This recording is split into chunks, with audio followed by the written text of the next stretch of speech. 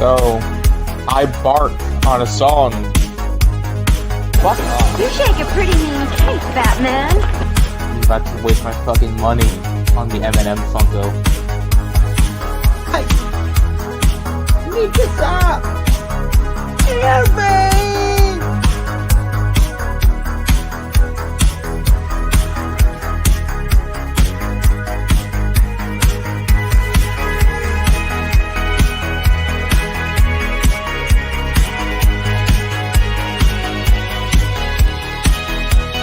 That's Emmanuel then. What are we going to do? Sorry I'm late.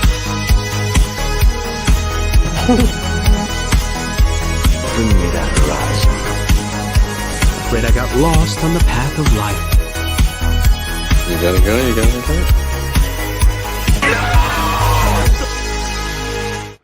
What's going on, people? What's up, chat? Yes, I know. Weird day, weird time, but It's our first time ever on a Friday, I think. I think so. Ever. But Ever. the show must go on even if our schedules get fucked up during the week. We have to find a time and a place to still do the show. So Exactly. we are, Even if it's No like a matter 20-minute show or something. Yeah. bro. Even if it's a 20-minute show, real quick, like you still got to do it. You still got to have it every week, no matter what. I don't care if I'm away on vacation. I'll find a way. Because my face is on this side of the thumbnail, And I'm on the right side, so Yeah. I figured Always synergy. Synergy. I RG synergy. figured RG synergy. I figured Yeah. for synergy, I would put Rolo onto the left side, and have him under, and then put me on the right side and have me under. Yes, You don't indeed. like it. He doesn't like it. Well, You don't like it. bad. Too bad. So we So- have things to talk about today. Obviously, we're going to talk about what little there is to talk about with the Bad Batch. The cancellation of Respawn's Mandalorian game. I didn't even know that there was a Mandalorian game being made. So It's not actually based on The Mandalorian, so we'll get into that. But okay, there's Halo well news. as that, there's a couple of topics about Halo I want to touch on, mostly about the game itself. A Helldivers mod that's coming out for a Halo Helldivers mod, and the Halo TV Sounds show. fun. That sounds fun. And as well as that, I figured we would get into.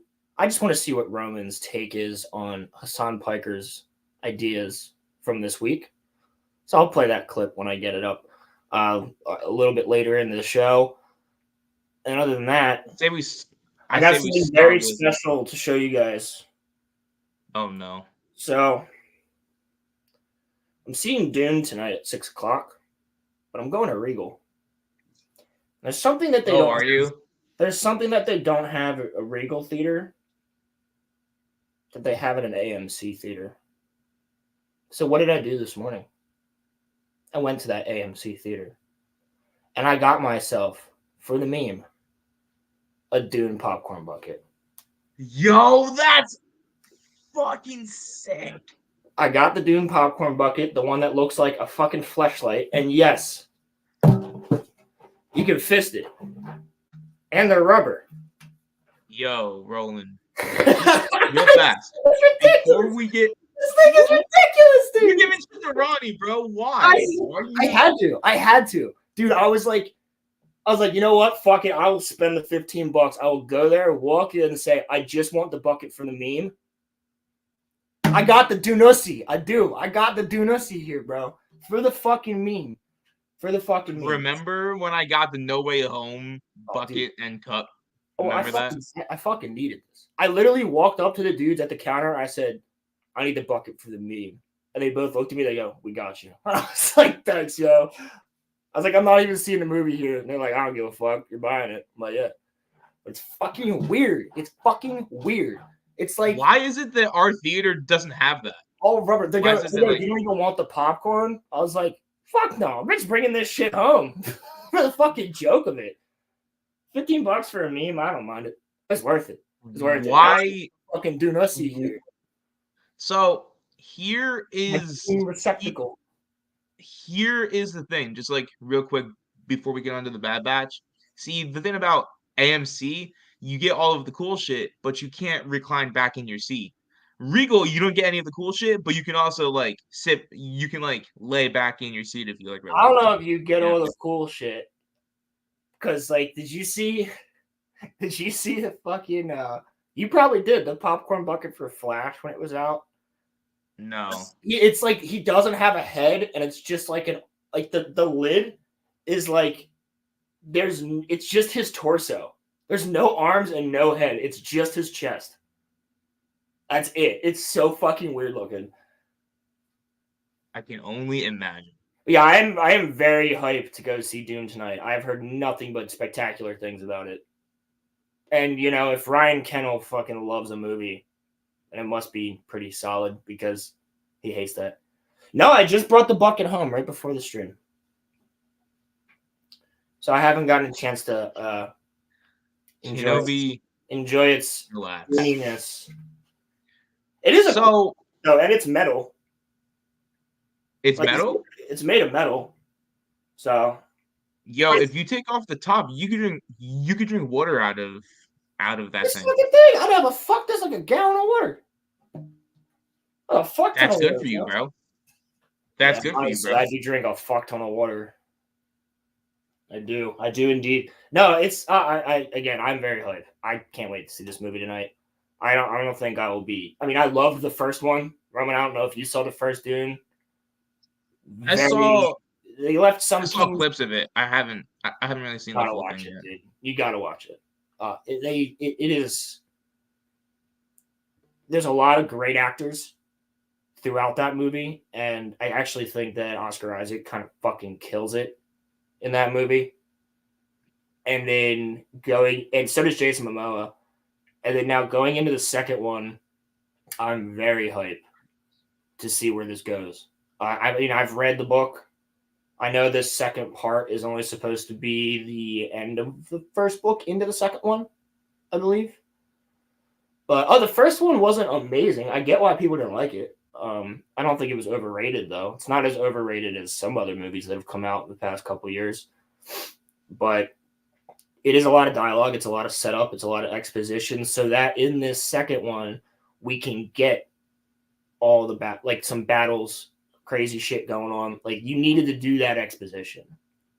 Think about the beginning of, like, minus the battle from Mount Doom, in the beginning of Fellowship. You don't really get any action for, like, the first 45 minutes to an hour, at least.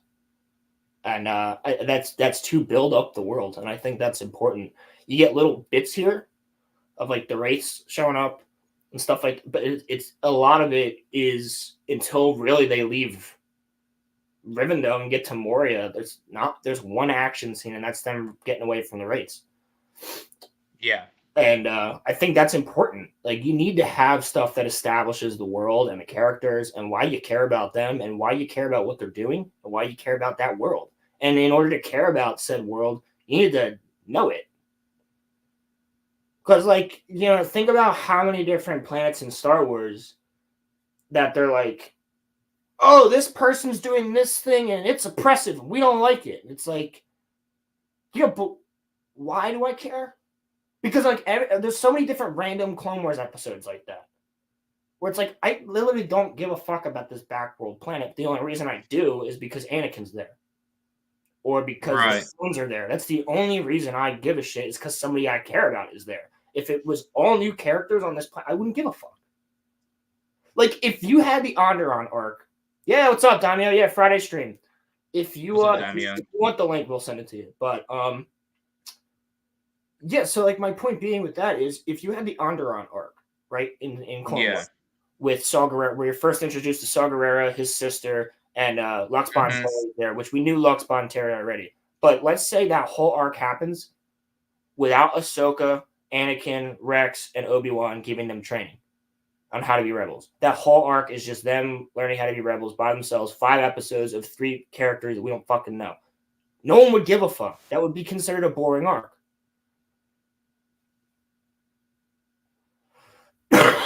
I didn't, but I mean, it would have had to be me. Yeah, it would have had to be him. But what I'm saying is, I don't remember doing that, to be honest. I don't but remember you doing it either.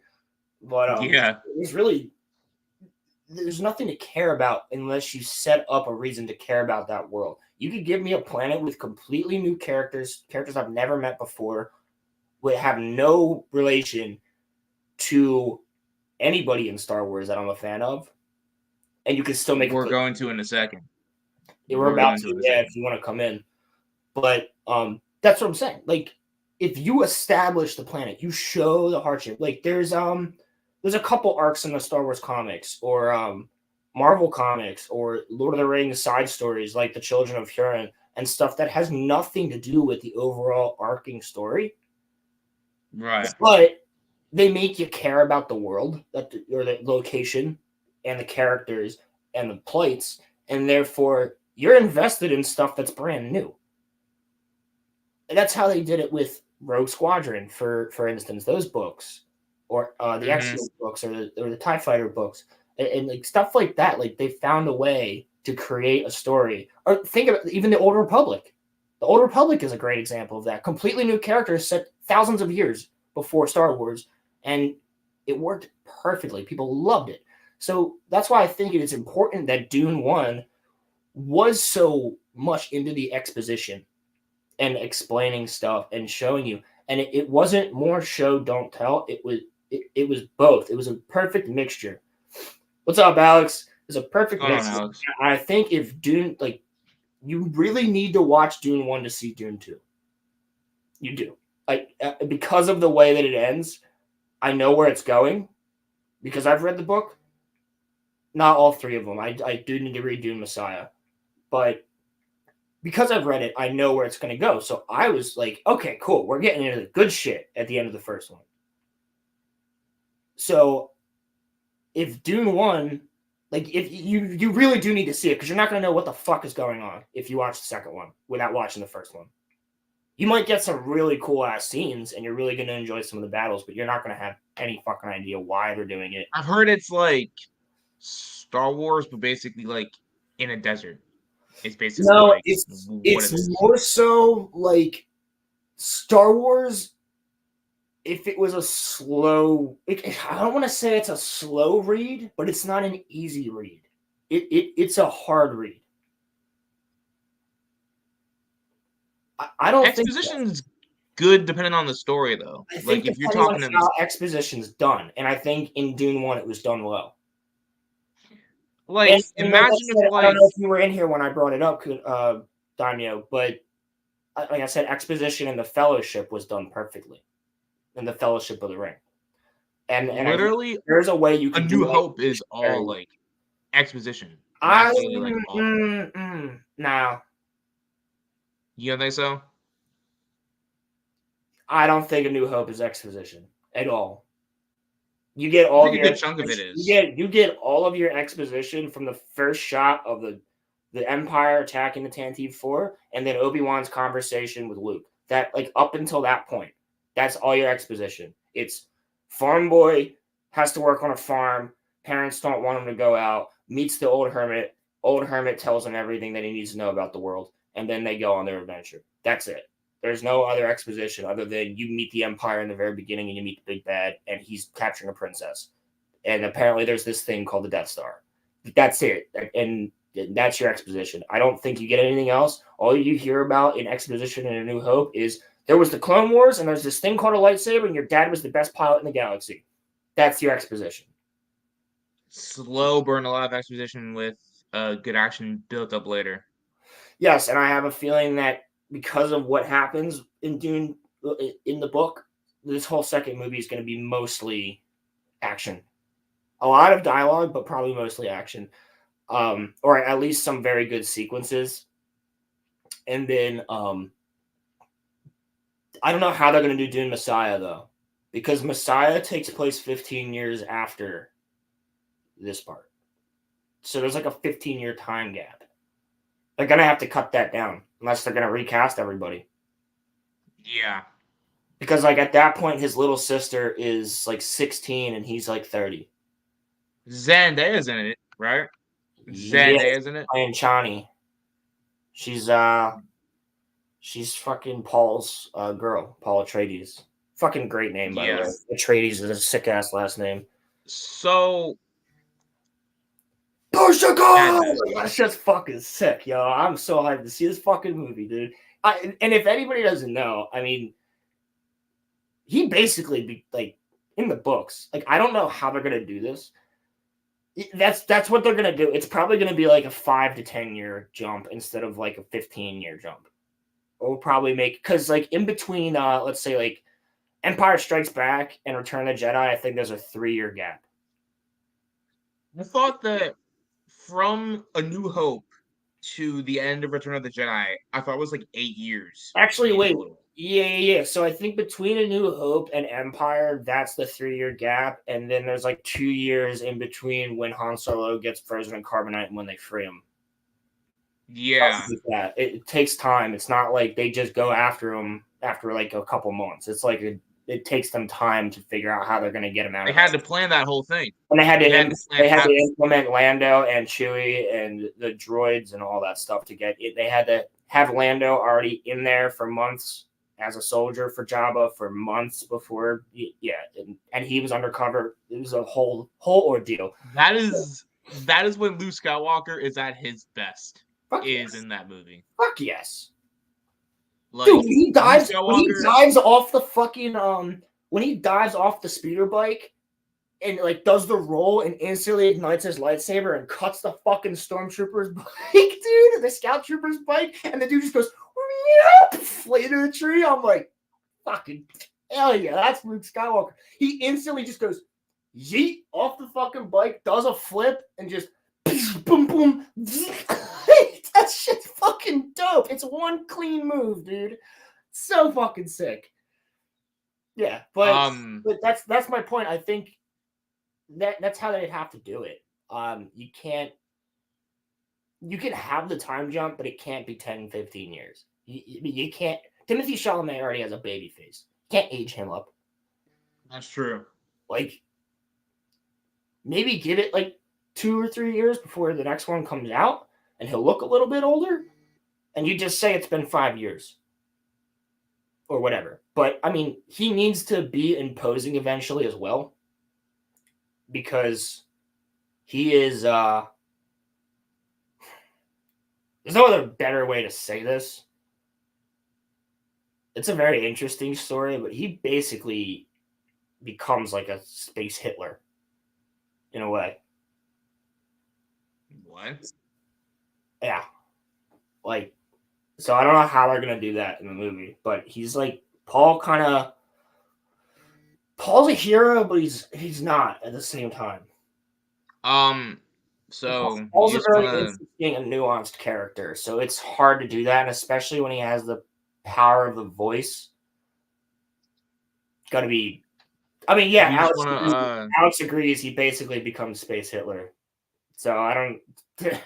There's going to be a lot of allegories there when that movie comes out. I'll tell you that. You just want to butt onto the bullet, and you want to talk about the Bad Batch. Yeah, let's do that. All right.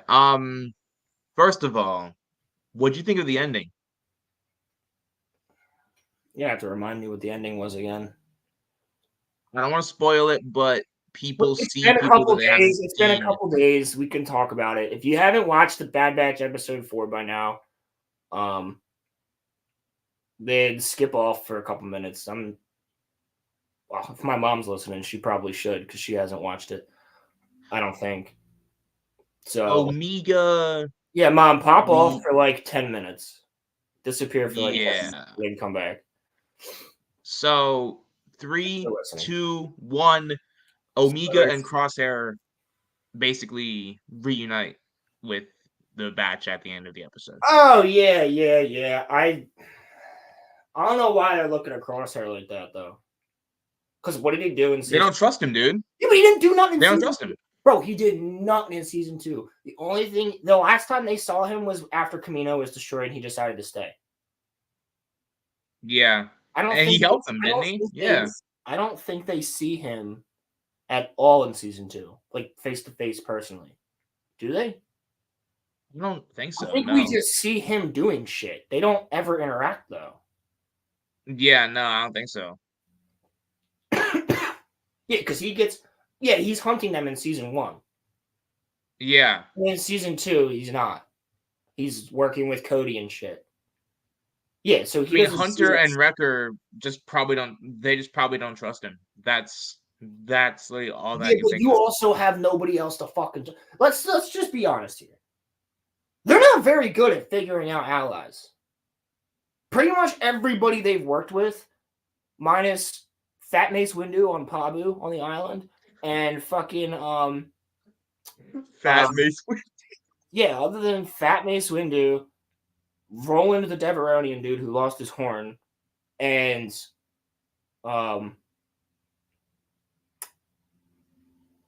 whoever Wanda Sykes plays, the black chick who's like the one that gets on your fucking nerves yeah, every time that she the talks. one that annoys Yes. the fuck out of me because Wanda Sykes Yeah, is with me. yes. Yeah, her. Other than that, they have no allies. They literally trusted the fuck out of the slimiest bitch in the galaxy, like Sid. And they're like, "When are you gonna betray us for like 2 seasons?" And then she's like, "I swear I'm not gonna betray you. After betraying you twice, I'm not gonna do it." But Oh then shit! why aren't they giving Oh, sorry Crosshair? guys, I had to money. Why aren't they giving Crosshair a chance though? That's like my only thing is that like they don't really have any friends. So like That's what why I'm aren't they just saying. giving? You might as well take the one dude. What do you think he's doing? He just escaped Area 51 of Star Wars with a fucking kid, and they got out together, and they're fucking obviously hurt. They're in a damaged ship. What did you think he was gonna do? Like, yeah, there is there's a point to be made. Like, yeah, I'd be like, fuck you, bro. What the fuck? Like, I'd be pissed. I'd be like, what the fuck is wrong with you, you dumb piece of shit? But I wouldn't be like, I don't trust him. I would just be like, you finally, I fucking told you so. That's why I'd be mad. But I wouldn't be like, I wouldn't be getting like, I don't trust him. I'm gonna kill him. He's gonna betray. I'd be like, you're a fucking idiot. But I would also say the first move you make that I don't trust, you're fucking stunned.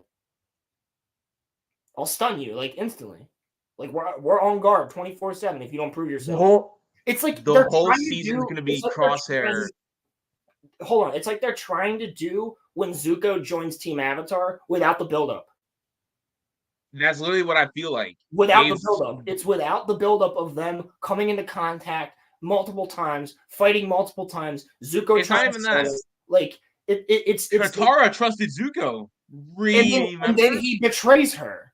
And, yeah. the whole, like there's an arc there. It takes 3 fucking seasons. This one, yes, it takes 3 seasons, but you skipped it. You like skipped anything you could have done in season 2, which I get because season 2 Crosshair episodes were the best because it was showing him in the Empire. Like everybody agrees that in season 1 and season 2, the best episodes are Crosshair. Crosshair is the most interesting member of the Bad Batch. 100%. There's nobody more interesting than him. And his arc and his character and his writing. And I just feel like you threw some of that away by trying to do that Zuko moment, but it doesn't hit the same way that the Zuko moment hits in Avatar. Right. Yeah. Like it doesn't hit at all. Nah. And I personally don't feel and they don't say nothing. Real. They don't say nothing. They just go and the episode ends. I'm like, what? So I bet you, here's the thing. Part of me thinks that we're not even going to see that interaction. Next episode is going to start and it's going to be either Wrecker or Hunter talking to somebody on a hologram like Rex or Echo, or they're going to be talking to Omega, or they're going to be talking to each other. They're going to go, I don't trust him. He's not doing well. Blah, blah, blah, blah, blah. And someone else is going to go, you'll have to trust him for now. There's no one else we can trust. That's what's going to happen. It's exactly what's going to happen. Skip over that interaction. It's not going to start right with Wrecker and Hunter being like, how did you escape? What the fuck? Why are you here? Blah, blah, blah. No, they're going to skip over that. And it's going to be them talking privately or them talking to Crosshair, telling him, you better fucking stay in line. Or it'll be Hunter talking to Rex or Wrecker talking to Omega or somebody talking to somebody, but they're going to skip that interaction entirely. They're already going to be in the ship going somewhere. We're gonna skip them walking from ship to the next ship. They're already gonna be in the ship. Crosshair's gonna be sitting there like this, thinking, and they're gonna be talking about shit, or they're gonna be talking directly to him. But they're gonna skip that interaction. I wonder what they're That's how he writes. That's how he writes, because they couldn't make that an interesting dialogue. They don't know how to. So they skip stuff. But they do it all the time in Clone Wars. They do it all. But you have an interesting scene there, though. I know, but they don't know how to write it, Roman, because they're bad writers. So they skip it. Yeah. That's what I'm saying. No. They didn't know how they would write that interaction, so they skip over that interaction entirely. That would be the best. That'd be one of the best moments in the show is them like talking to Crosshair. Character moment. That would be a very big character moment for all 4 of those characters that are right there. But they're gonna skip it because they don't know how to write good character, except for whoever's writing Crosshair. It ain't Dave Filoni. You don't think so? No, he's the best written character. Everybody else is. Him and Tech were most interesting. They got rid of Echo. He's just not there, even though everybody. Omega is okay now too. I don't mind her. Betcha. I hate that fucking thing. I hate that thing. You hate Betcha? I hate that thing. I hate it. Betcha, come, Betcha, Betcha. That's all I'm gonna hear for the next the next season is Betcha, and then we're gonna have to be worried about what Betcha's doing. Where's Betcha? And we're gonna get a Batcher episode, bro. We already did. Episode 2 or 3, whatever the fuck it was. Yeah, dude, it's gonna be it's so stupid. Wrecker's gonna meet that fucking dog, and he's gonna be like, "Oh, it's fucking my new fucking pet, mate," and he's gonna fucking love it. Oi, Betcha! Yeah, Betcha! And it's like, oh my fucking god, it's gonna be all about fucking Batcher. They're gonna be making Batcher toys at fucking Disneyland. Be able to buy little stuffed animal versions of this fucking thing. Why do you think they put Batcher in there, bro? Because they don't have Grogu in there. They need something. They don't have Grogu, so they need something fucking stupid that's gonna hinder them. It's gonna hinder them. Every single fucking time you add an animal or a creature or a fucking droid that not even a droid, because there's no droid that is like always in constant fucking danger. Even C-3PO gets himself out of fucking danger. Like, but you have either a stupid animal or a baby of something that always hinders these people from being badass. The Clone Wars movie, bro. It's like baby that's what I'm saying. And it's like you always have to add some shit in there that hinders them from being a badass. Like now, they can't just go, fuck, we got Hemlock on our ship. Blow the ship. Oh, we can't blow the ship. Batches on there. Like, you know what I'm saying? Like they would gladly, artificial conflict. They would gladly sacrifice the ship, the Marauder. They would gladly sacrifice that to kill all their enemies. Let's say they got all their enemies onto their ship somehow, and they're like, "We locked them in. Let's blow it." We can't lock them in. Batches on there. That's going to be a fucking thing. I guarantee you there's going to be a goddamn point in this show where something crazy is going to happen. It's going to be right in front of their fucking face. It'll be so goddamn easy that they can reach out and grab it, and something's going to happen with that fucking animal, and they're not going to be able to do it. They're not going to be able to do it. It'll be like, Hemlock's right there. Let's fucking blow this whole place up. But Batch's right outside. Fuck you. Fuck that animal. Blow it the fuck up. Roland hates Batcher, y'all. I fucking do. And I hate how much she says it. Batcher, come. Batcher, Batcher. What about Batcher? Fuck you. Shut up. Shut up. Shut your fucking mouth. You're so annoying. I hate that thing. I liked Omega in the first 2 episodes until Batcher came I don't mind what she's doing, and I liked the fact that she let the animal go, and they got out, and the animal came back and helped them.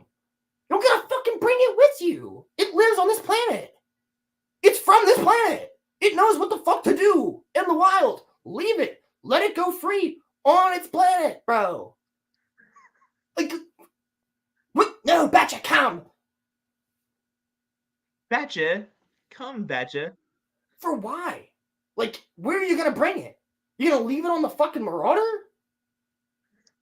Like, here's the thing. I'm fine with it if they go and meet up with Rex and Echo and the rest of the clones, or they go to Pabu with Fat Mace Windu, and they fucking leave Thatcher there. Leave it there.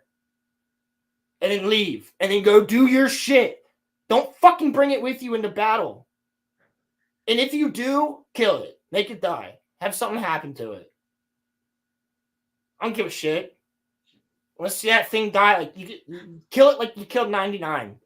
You already know that they're They'll never have Thatcher toys at Disney. Bro, they'll never have a death as good as 99 or 5s ever again. I've never seen any death from or Kanan. I will give him that. Kanan's death is really good. But we're never gonna fucking see like an actual death of something important. Like, Tech's not dead, right? So that was not important. Somehow falling that far, they're gonna be like, we had ships waiting right under there, and they picked him up as he was falling, and he's like, shut the fuck up. No, wait. We built Palpatine's just together, like. Palpatine's just like going to be like, we had him saved for our experiments. It's like, what? Yo, like, they'll be like, oh yeah, he fell and like half his brain was. Motherfucker, I don't care what kind of Beskar or clone armor you're wearing. You die, bro. You die from a fall. Bro. You die from impact. No matter what. I don't care if that's the strongest armor in the world. Your body on the inside will become mush, and you'll just be a fucking jelly suit. Like you'll just be liquid inside the armor. Like it doesn't. Yeah, but Tech's not dead though, bro.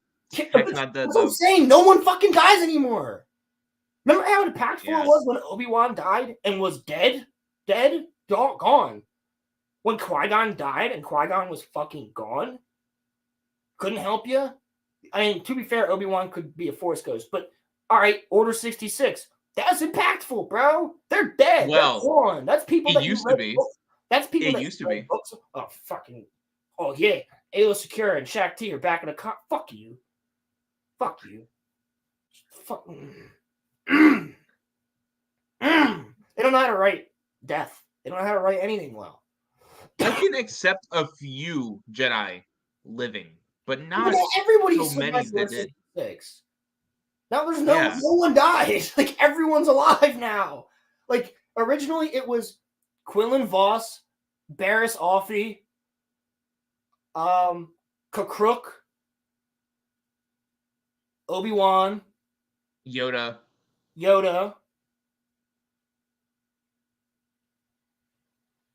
I think that's pretty much it. That's pretty much it. There was like 5 or 6 that Oppo Rancisis, the guy who's like half a snake, he survived. Mm-hmm. And there's one more. There's one more Jedi who like before Disney canon, like OG canon, who lives. I'm trying to remember who it was. And then the Disney canon, Cal lived, Kanan lived. I'm really close. Hold on. I'm really close to figuring out who it was. Give me 1 second. Oh, wasn't Sora Bulk? Wait, it might have been. No, it wasn't Sora Bulk. It was Fuck. Somebody in chat. Who was the Tusken Raider Jedi? He ends up fighting Obi-Wan. Oh. He ends up fighting Obi-Wan after Order 66 on Tatooine because he turns to the dark side. He's the only other one. Fuck. Asherad Het. He's the only other one that I can remember. Prove me. Tell me if I'm wrong, but I think there's only 6 Jedi. 6 Jedi, including Obi-Wan and Yoda, who survived Order 66. Quinlan Voss, Kakruk, Barriss Offee, Asherad Het, Yoda, and Obi-Wan. I don't think there's anybody else. I could be missing. Oh, Shaq T. Shaq T originally lived. And then she gets killed in Force Unleashed. Yeah, but then, now in the Disney canon, Cal, Kanan, all of the people I just mentioned. Cal, Kanan. Yeah. All the Inquisitors were Jedi. Reva. Dude, that ruins everything. That ruins everything. So there were just Padawans that were like lying there. They weren't all Padawans because the Grand Inquisitor was a temple guard. So how did they just What did he do? Just turn his lightsaber up and go, whoa, whoa, whoa, whoa, whoa! Don't kill me. I'll join you. Like, what the fuck? How? If I was a clone trooper, I'd be like, this is a trick. Boom. Like, what do they do? Like, how does it? They haven't explained any of that. And I guess you could also say now, who else survived? Fucking Grogu. Fucking Ahmed Best's character. Like, Ahsoka. Luke. Oh, Well, obviously, Rom. Ezra. Didn't Rom Coda live too? Yes. Rom Coda is a fucking badass, and they will never bring him into canon because he's too cool. They'll never do it. He's too much of a fucking Dude, he's badass. a fucking blind Jedi. It's sick. He's a blind, drunk, old Jedi who literally fights drunk with the Force at one point. He's a fucking... And he was a commander who... The only reason he lived, do you remember why he lived? Vaguely. I haven't played the games in a while. He refused to ever have clones in his service. He only ever had conscripted soldiers from the planets that he liberated.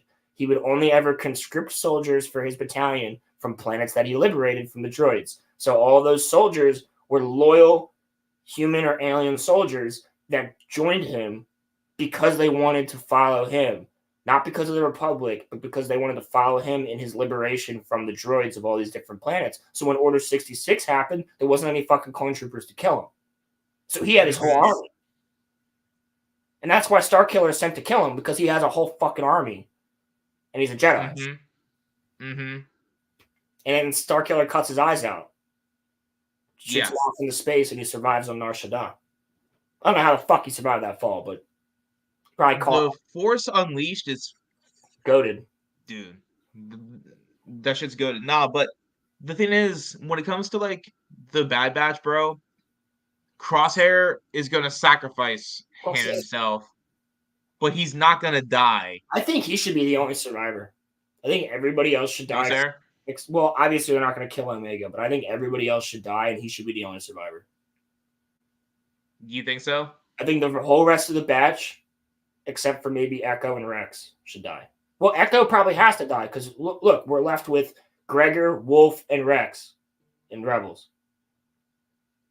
They have to die. Yeah. But it doesn't mean Crosshair does. Crosshair and Omega could live, and they go off and do their thing, and Crosshair like trains her up over the next years, and then we see. Yeah, her. but then We'll see. I guarantee you, bro, they're not gonna kill her. She'll be in Book of Boba Fett or Mando or Ahsoka or some fucking show or Skeleton Crew or something. She'll be there. She'll be in the Rey movie, like something. She'll be in something.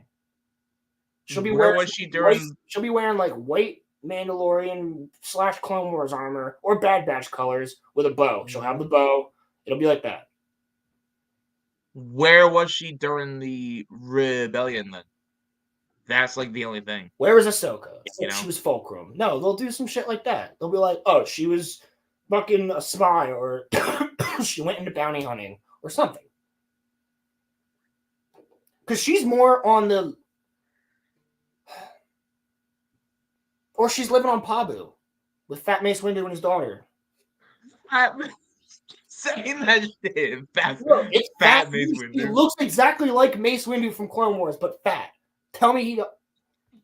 Bro. I'm showing By the way... I bet you I could look up Fat Mace Windu right now. Fat Mace Windu. By the way, Images. did you see the poster for the Marvels? Samuel Jackson looks like he does not want to be on that poster.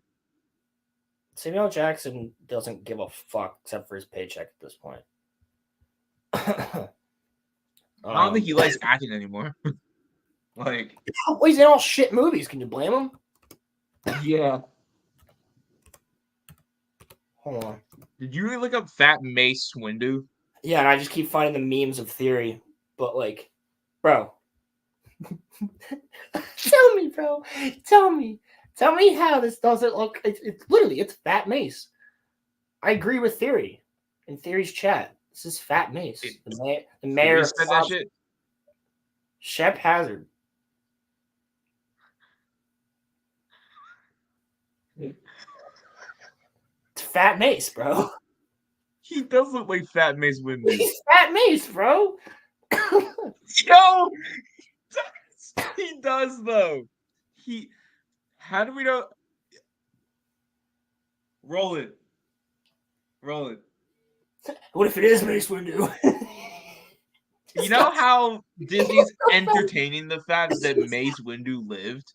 What if some stupid shit happens and we're told that that's Mace Windu? He regrew his hand somehow. He fucked some other chick, and now he's got a daughter on Pabu. The mayor of Pabu is Mace Windu. That wouldn't work because of the timeline. His daughter's like Omega's age. Mace would have had to go there and bang like 12 years ago. Maybe he was secretly. Oh, Mace was fucking for sure. Mace fucked. Oh yeah. Mace Windu is the biggest hypocrite in the fucking Jedi Order. Mace Windu is he got on like Anakin and all that shit, but he was definitely doing the same shit that. Well, remember, Roman. Remember, new Disney canon.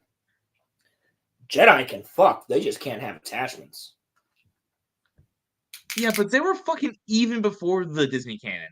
Is what I'm saying. For sure, because Ayla Secura.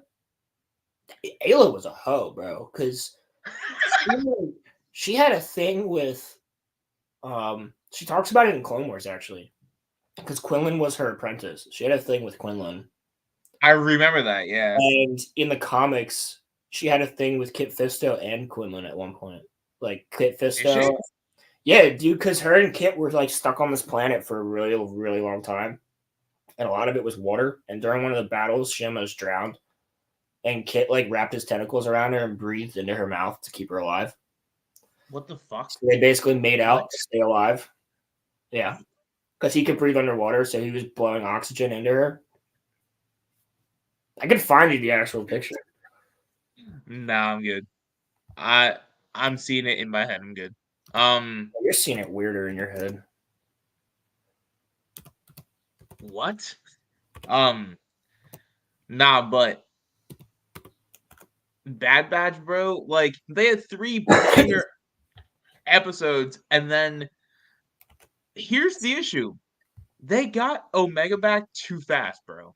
It all happened too fast. Now it's just gonna be like a normal season. Yep, found it. Now it's just gonna be a normal season of the Bad Batch until Ventress shows up. Yeah, probably.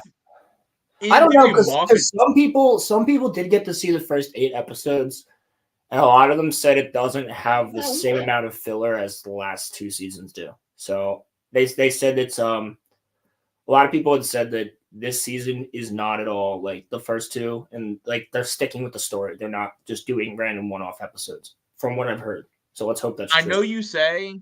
I'm showing you posterity, Roman. It's real. It's from a comic.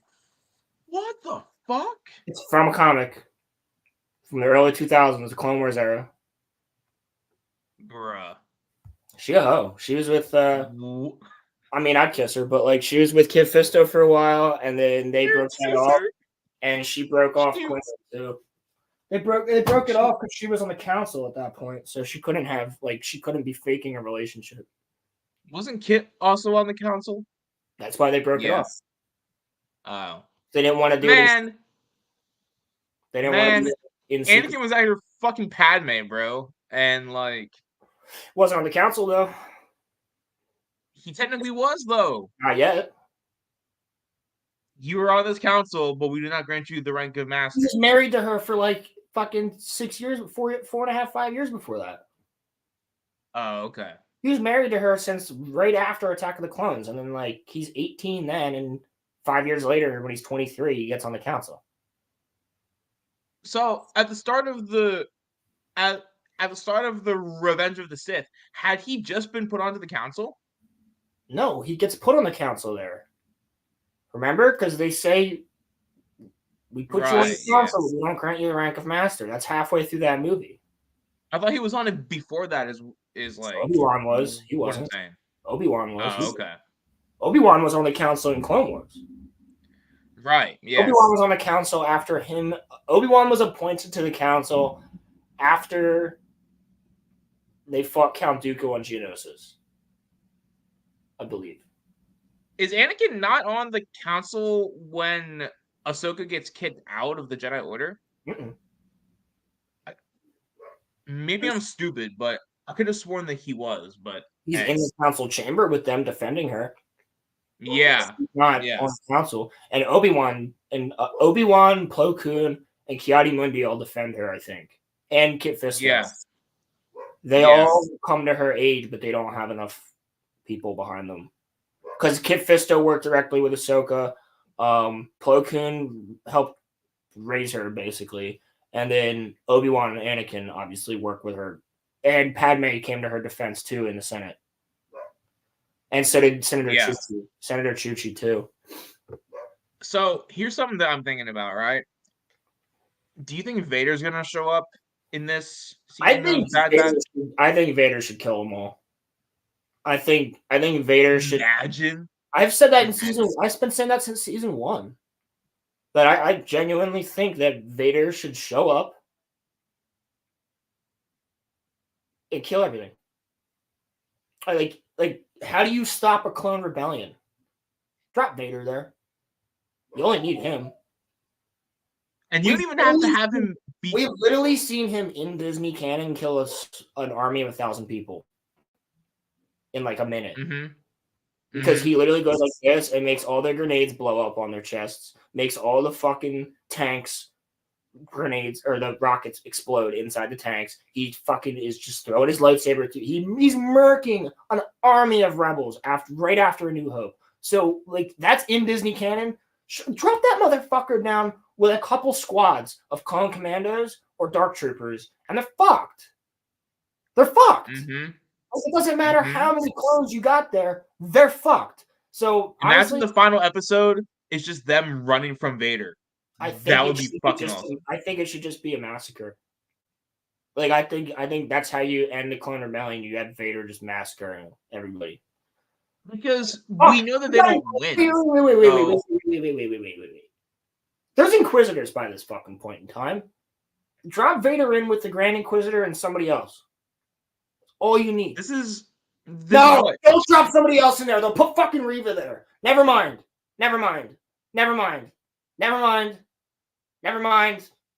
Forget I said anything. Just drop in any stormtroopers. Don't drop in any other characters. You'll fuck it up. You'll fuck it up anyway. Nah. Well, here's my thing though, right? And Hemlock needs to fucking die too. Dude, so you said that you thought the Crosshair is the best written character. I actually do like Hemlock. I think he's a full-on fucking Imperial. He reminds me of Warner von Braun for Star Wars. I think Hemlock's the best written character. You think it's Crosshair? I think it's Hemlock. We haven't gotten enough of him for me to say that, but I think he's Nala is good too. I fucking hated her in Clone Wars, and now I kind of feel bad for her because she fucking killed Fives, dumb cunt. It's part of I don't feel bad for her, bro. I don't feel bad for her, but like I feel bad. She fucking dies. She's a fucking tool, and she never thought that. I mean, her entire fucking society just got, and her people just massacred, and her whole society just got destroyed. I feel a little bit bad. But it's partially due to her though, because yes, I know. That's why I said I feel a little bad. But if she hadn't killed Fives, that wouldn't have happened to her. So Hemlock, she didn't kill Fives. She just caused his delirium. But Hemlock is based on, it has to be Warner von Braun, who is like Hitler's top scientist. He's the one who did all the fucking experiments. He's the one who tried to see how twins were connected through the mind and did crazy experiments on twins, did crazy experiments on people. He's the one who developed the gas. He's the one who developed the fucking V2 rocket, or was trying to. He's the one who developed or tried to develop the Glock, which was their fucking floating tank that they wanted to make. And using fucking anti-gravity technology. That's a whole different conversation that I would love to dive into at some point. That's one of the things we should do in a Monday Night Mayhem. The Nazis at like World War II technology and shit. I'll be down for that. But he's basically based on that character. Very loosely, but he's there. Because he's doing all that shit. All the same shit that, like, in different ways because it's Star Wars, but same shit. He's basically like if Palpatine were Hitler, he's Warner von Braun. He's his top scientist. They literally just made him the director of science in this last episode. So you would know this better than me, though, Roland.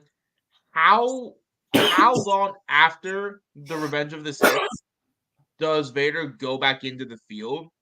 Because he's still healing, isn't he? Couple months at this point. Months? Oh, a couple months at most. Oh, all right. Maybe a couple weeks. It doesn't take. Okay. He just has to get, because the first couple comics that take place a couple weeks after that, he's already being sent on missions, and he's having trouble getting used to his body because he can no longer raise his arms over his head. So he's getting used to fighting again and like using the Force because he can't, now that all of his limbs are robotic, he's having trouble like manipulating the Force.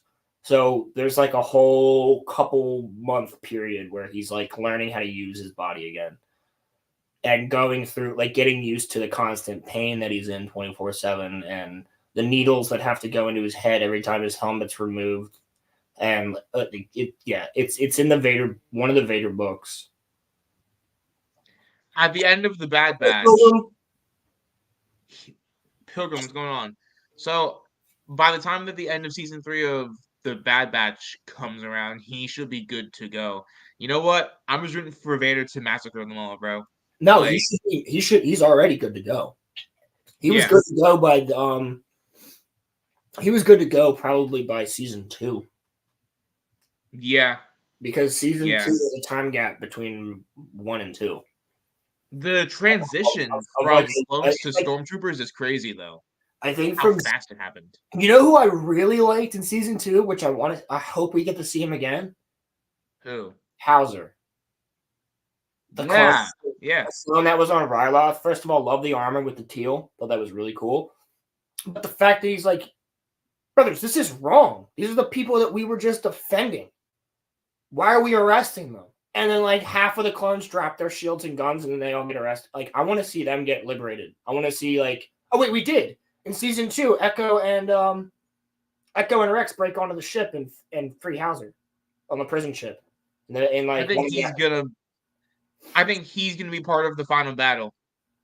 He should be. I think all the clones that we've seen should be. I think Cody's gonna die, and that's gonna kill Rex on the inside. Cody's gonna die. It's gonna be like Cody, Wolf, Gregor, Rex, Echo, a couple other people, the Bad Batch, and then like for some reason the only survivors we get is gonna be. That's what I'm saying, Pilgrim. No, I think that has to happen. And I think if anybody survives, obviously we know that Rex, Gregor, and Wolf survive because they're in Rebels. But why aren't they with any other clones? And that must mean that there is some sort of clone rebellion, some sort of massacre at some point. And I've always thought, since before season 1, that Vader needs to be the one to kill them all. Mm-hmm. And I think that if anybody from the Bad Batch should survive, from the Bad Batch itself, the 5 of them, not including Omega. Obviously, Tech's alive. If you think Tech's dead, then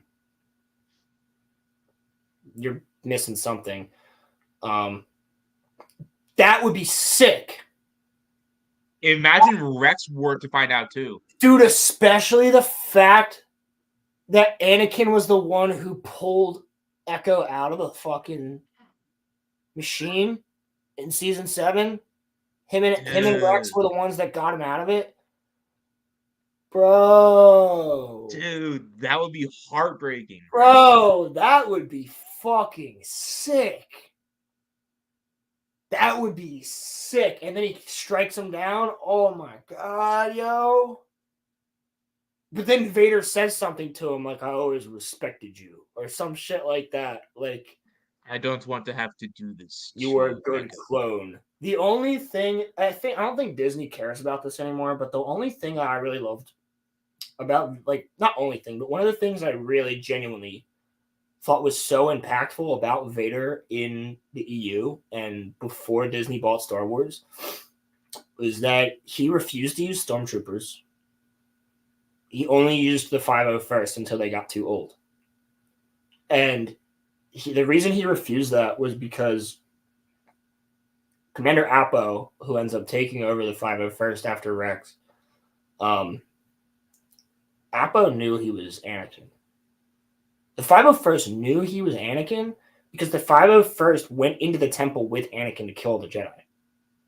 And he knew that, yes, Vader's fist. And he knew that Vader's fist was always going to be by his side because they fought through the Clone Wars no matter what. He hated Imperial commanders, all the guys wearing the gray. Any Imperial officer, he fucking hated them because they had no respect for clone troopers or for the soldiers, the conscripted soldiers. Now, he didn't hate stormtroopers. He just didn't like to use them because they were all conscripted children in his eyes. These were battle-hardened clone troopers he fought with for years. So until the destruction of the first Death Star, he used them because the whole 501st was actually stationed on the Death Star. And then when the Death Star blew up in A New Hope, that's the last of the 501st. They were all wiped out. Then Vader had to use stormtroopers after that in Empire and Return of the Jedi. But he always cared about the foot soldier because he fought in the war alongside foot soldiers. So that's why he would always kill Imperial officers that were disrespectful and shit like that, because it was just a reason for him to kill them because they would be sending thousands of troopers or thousands of conscripted soldiers to their deaths just for a whim. And Vader hated that. He actually had some caring in him, even as Vader, for the clones. He would never needlessly send his soldiers into battle. He would never needlessly get them killed. And that's why he hated officers. So that's the one thing I don't think they would add in, because then there would almost be like a version of Vader that doesn't really want to kill the Bad Batch or want to kill the clones because he'd rather use them, or he'd rather have them join and be part of that. And if they don't, then yeah, he'll probably kill them. But they're not going to show in this show, if he does show up to kill them, they're not going to show Vader actually having that slight bit of emotion towards clone troopers. They're not. What do they do, though? They probably don't even know, because they probably never even read those books where Vader talks about that, in multiple books, by the way, that he genuinely likes the clone troopers. He treats his soldiers very well. If you were a soldier that fought, like either if you were a clone or a conscripted stormtrooper that fought alongside Vader, you were treated very fucking well. And you got time leave, like you would actually get like a year of leave and be able to go spend time with your family on like certain casino planets or paradise planets and actually have a vacation with your family for a while before you go back to fight with Vader. Like he treated his troops very fucking well. Hated his officers except for a couple of them, like Yularen and a few other guys. But he treated. Did Vader hate Tarkin? Vader? Fuck yeah. Yeah. Fuck yeah. He definitely did. Hated him because Tarkin was at the same level as him. He couldn't do nothing about it. So he fucking hated Tarkin, which is funny because him and Tarkin were friends in the Clone Wars when he was Anakin. But they were at the same level. There's actually a book where I think it's in the Tarkin novel where Palpatine pins Vader and Tarkin against each other. Why? And to make them fight each other. He like puts them on a fucking planet and has them have a battle royale between the two of them. I don't remember what happens, but Tarkin is tasked with defeating Vader, and Vader's tasked with defeating Tarkin, and there's some like draw or something. It's the same way that Vader hates Thrawn because Thrawn knows he's Anakin and just fucks with him. But Vader can't do anything about it because he's the Grand Admiral. Right, yeah. He can't do anything about it. And he'll literally call him Skywalker. Thrawn will call him Skywalker and purposely piss him off. Because Thrawn's eyes are infrared, so he can see the heat in Vader. So you can tell when he's pissing him off. So like when he does it, he does it on purpose. Yeah. That's awesome. So what about this Mandalorian game? It got canceled. So Respawn, it's been a rumor for about 3 years. It's been a rumor since when did Fallen Order come out?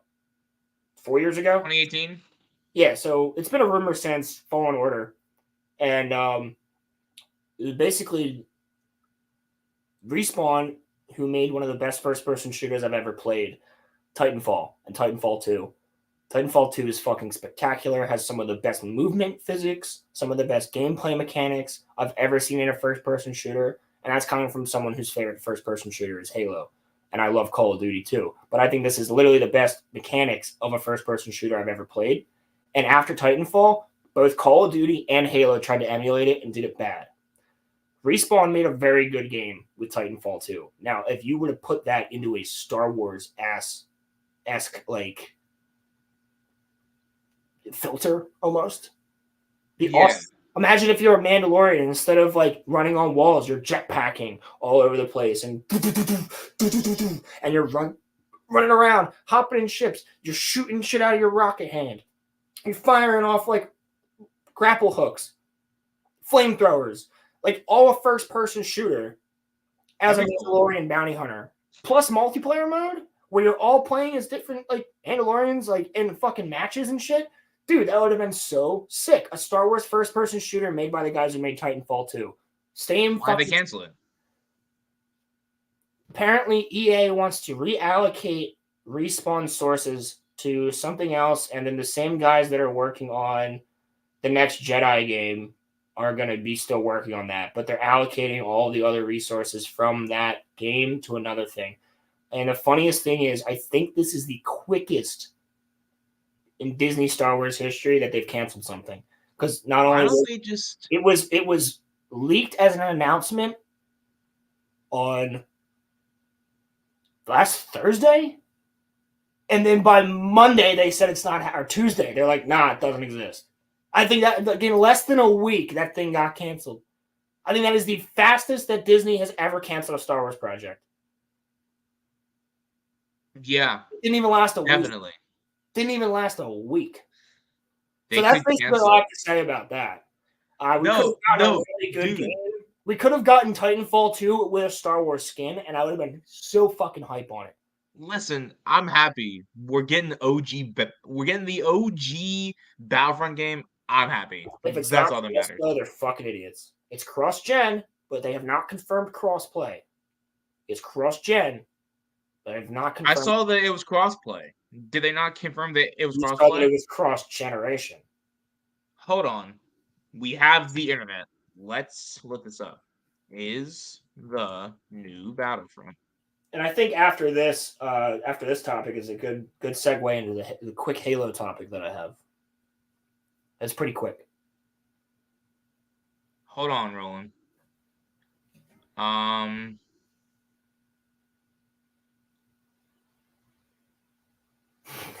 just had to do it real quick.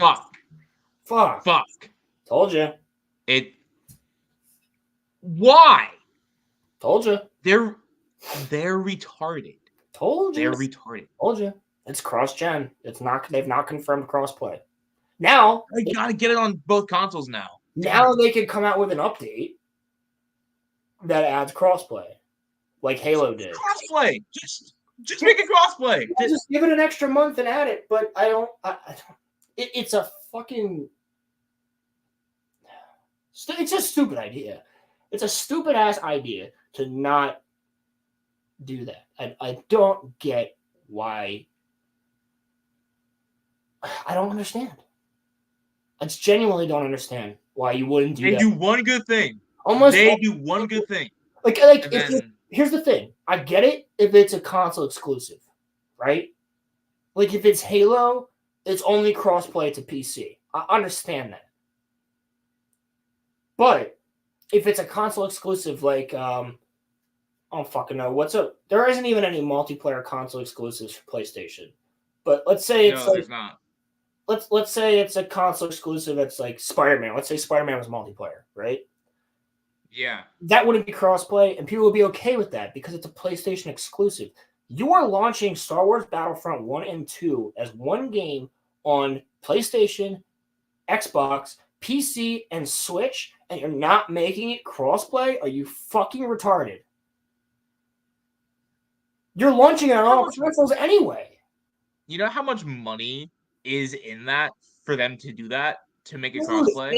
And like the things you can do once it's crossplay, there's so many different things you can do. things you can change. You could add in a mod menu for fans to make mods and their own maps, and then like their modders are gonna do it regardless on PC. They're gonna mod the game. So make a mod menu. Fuck. Make your own developers put some mods in there and do what Bethesda did and make people pay $3 for fucking Asajj Ventress. I would pay for that shit. You know what I'm saying? Yes, people would. People would totally pay for like that shit if it's crossplay. Because if it's not, like, you're just missing out on so much shit. Like, you can make mods that are crossplay mods, crossplay exclusives, or whatever. Like, people will buy that shit. Oh, you want to play on Coruscant on this map? It's a huge fucking map. It's massive. It's the same size as Geonosis, but you're running through the streets of Coruscant. But it's $5. Okay. Yes, some modder made it, but we're gonna put it on the mod store for $5. Like, but you like if you could only do that shit on PC, then no one's gonna be buying it for Xbox and PlayStation. Because let's be honest, if you're not me, you probably have a PC already. Like most people have a PC already. The amount of people that are gonna be playing this on console is not gonna nearly be as large as PC, which is just gonna kill the console base for both for PlayStation and Xbox. You're going to have most people going straight for PC, and therefore your Xbox sales, your PlayStation sales, and your Switch sales are going to be a lot lower. And not only are they going to be a lot lower, the player base is going to be a lot smaller, which means a lot less likely for you to hop into a full match every time you hop on the game. Not to mention the fact that you are not catering to anybody younger than 15. 16. Yeah. You're not. I'm 23. I was 5 years old when that game came out. And we played the shit out of it. You're not really catering to anybody younger than 20, to be honest with you. Because they're not it's only the people that grew up playing it that are.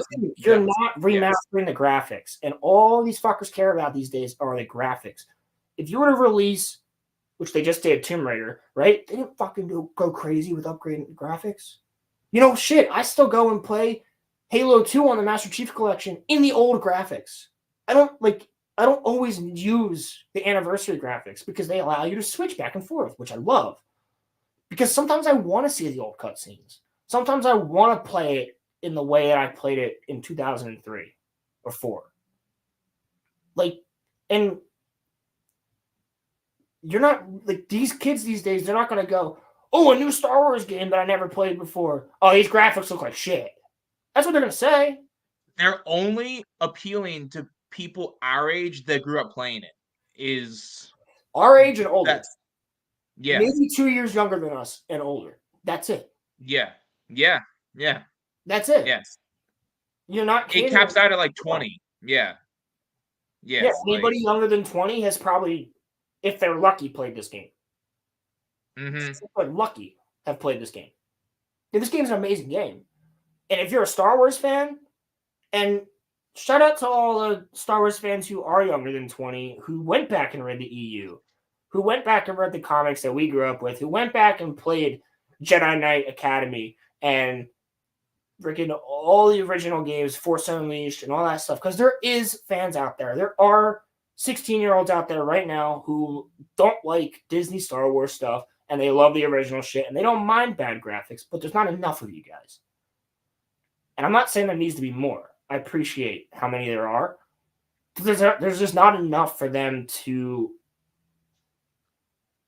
for your generation to really give a fuck about this. Yeah. And, like, that's sad because I feel like a lot of people are gonna like look at this Battlefront trailer, and I'm talking normies. They're gonna look at this Battlefront trailer, be like, the graphics fucking suck. Exactly. Why would I play this? Yep. Meanwhile, I'm just gonna be sitting there giddy, like, come on, y'all, let's play. Yeah, like, give me this now, right now. Like, dude, I have so many friends right now, like our age, even people that aren't necessarily huge Star Wars fans or never really were. They were always like normies even back in the day, but they played that game and they're hitting me up and they're going, bro, did you see Battlefronts coming out? Like, we got people like some of my leave that up for a second. But some of my old friends, like our old friends from like middle school, who were like the sports guys, never big nerds like us. I got people hitting me up going, "Bro, did you see this game's coming out? Bro, did you see Battlefront's coming out again?" Because they played it back in the day. Because fucking everybody played Battlefront 2. If you were a gamer back in the day, you played Star Wars Battlefront 2 at least once. You had to have. You had to. have. Everybody was playing that shit because it was fucking awesome. Mm-hmm. And if you look at the slate of games we've had since 2012 for Star Wars, it's been like 5. Do you remember from the time of late 90s, like 95, 90, well, we were alive, but like 95, 96 to like 2010, we were getting like 5 or 6 Star Wars games a year. And not all of them were great, but they were everything. Like Dark Forces was basically Doom, but it was Star Wars. Then you had Dark Empire, which was like a different type of game. And then you had the strategy games, you had the flight simulators, you had the fucking top-down games, you had the builders, you had you had Lego fucking Star Wars. There was everything. You had Force Unleashed, you had fucking first-person shooters, third-person shooters. Like, the complete saga is awesome. There was literally a Star Wars game for anything you could think of. There was side-scrollers. There was a fucking Star Wars doodle jump type of game. Like, there was everything, bro. They were doing everything. And now you don't get jack shit. We've gotten 5 games from Lucas, Star Wars, whatever the fuck it's called. Lucasfilm Games now or something instead of LucasArts. I think it's LucasArts, yeah. No, it's Lucasfilm Games. It's not LucasArts anymore. Oh, that's stupid. Yeah, it's but stupid. But that teacher sounds based as hell, though. That teacher sounds based as hell. I know an English teacher who has her students read EU books at school. So yes, that's based as fuck. That's a good teacher. That's a good teacher. Do they read Bane or Revan? That's what I'm curious. Probably read Plagueis. Plagueis is an amazingly written book. That book is written so well. Like, if you want to actually teach writing to your writing students or your English students, read some of those old Star Wars or Halo novels or Lord of the Rings. Make them read that. And then give them a couple months. Say, hey, if you're not into it, you got to finish it in 3 months and come back with a project or something. Because then you were making kids experience something that they might not have experienced otherwise. Instead of reading the books that every school makes you read, that in my opinion, a lot of them are fucking boring. Like, I hate The Catcher in the Rye. I fucking hate that book. Dude, that book fucking sucks. I don't know why kids are made to read that book. I hate that book. I hate The Giver. There's a lot of books that I fucking hate. The Giver. That fucking sucks. It's a terrible book. To Kill a Mockingbird's a good book. That one's good. Did you ever read The Diary of Anne Frank? That shit's sad as hell. No, why would I want to read that? That's what I'm saying. Like, yeah, hey kids, we're starting a new book this week. It's about the Jewish girl who was stuck in a fucking building and talking about how much her life sucked dick.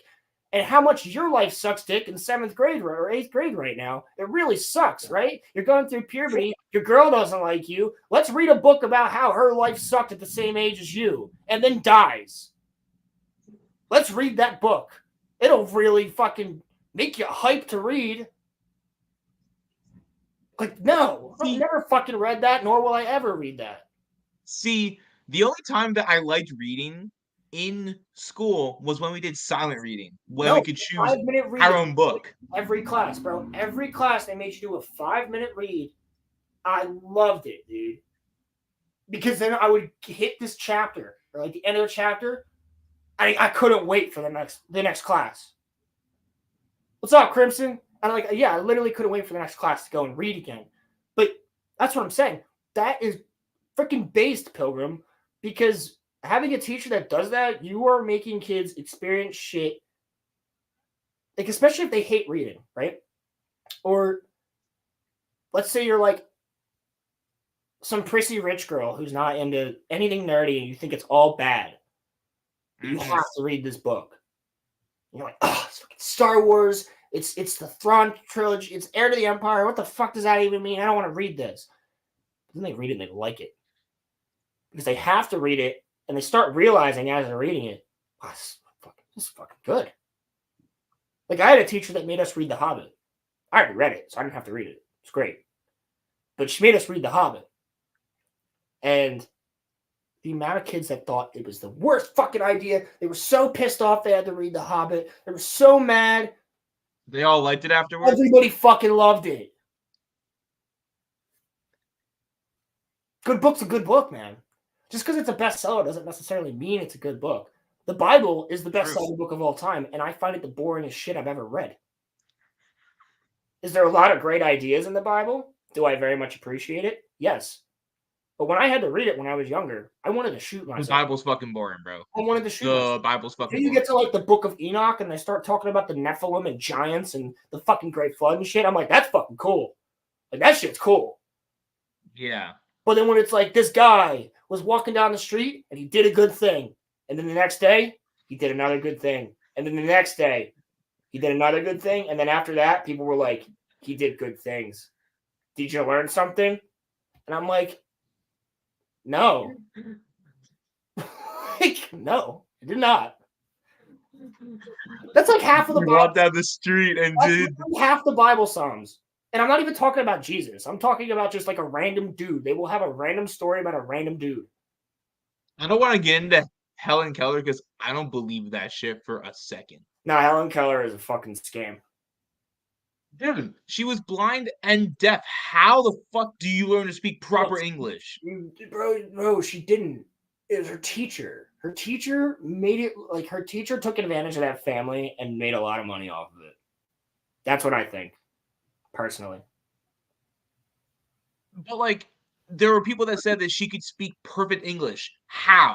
How do you learn how to speak English when you're blind and deaf? Who said that? How? The teacher? The teacher said that. The teacher and the family, because they exploited their fucking autistic daughter. Was she autistic or was she blind and deaf? Dumb, deaf, Which and one was blind. Dumb, deaf, and blind. That's what they say. Being autistic on top of blind and deaf, she must have suffered, bro. I feel I feel bad for her, bro, because she didn't know what the fuck was going on. She's just right, bro. Like,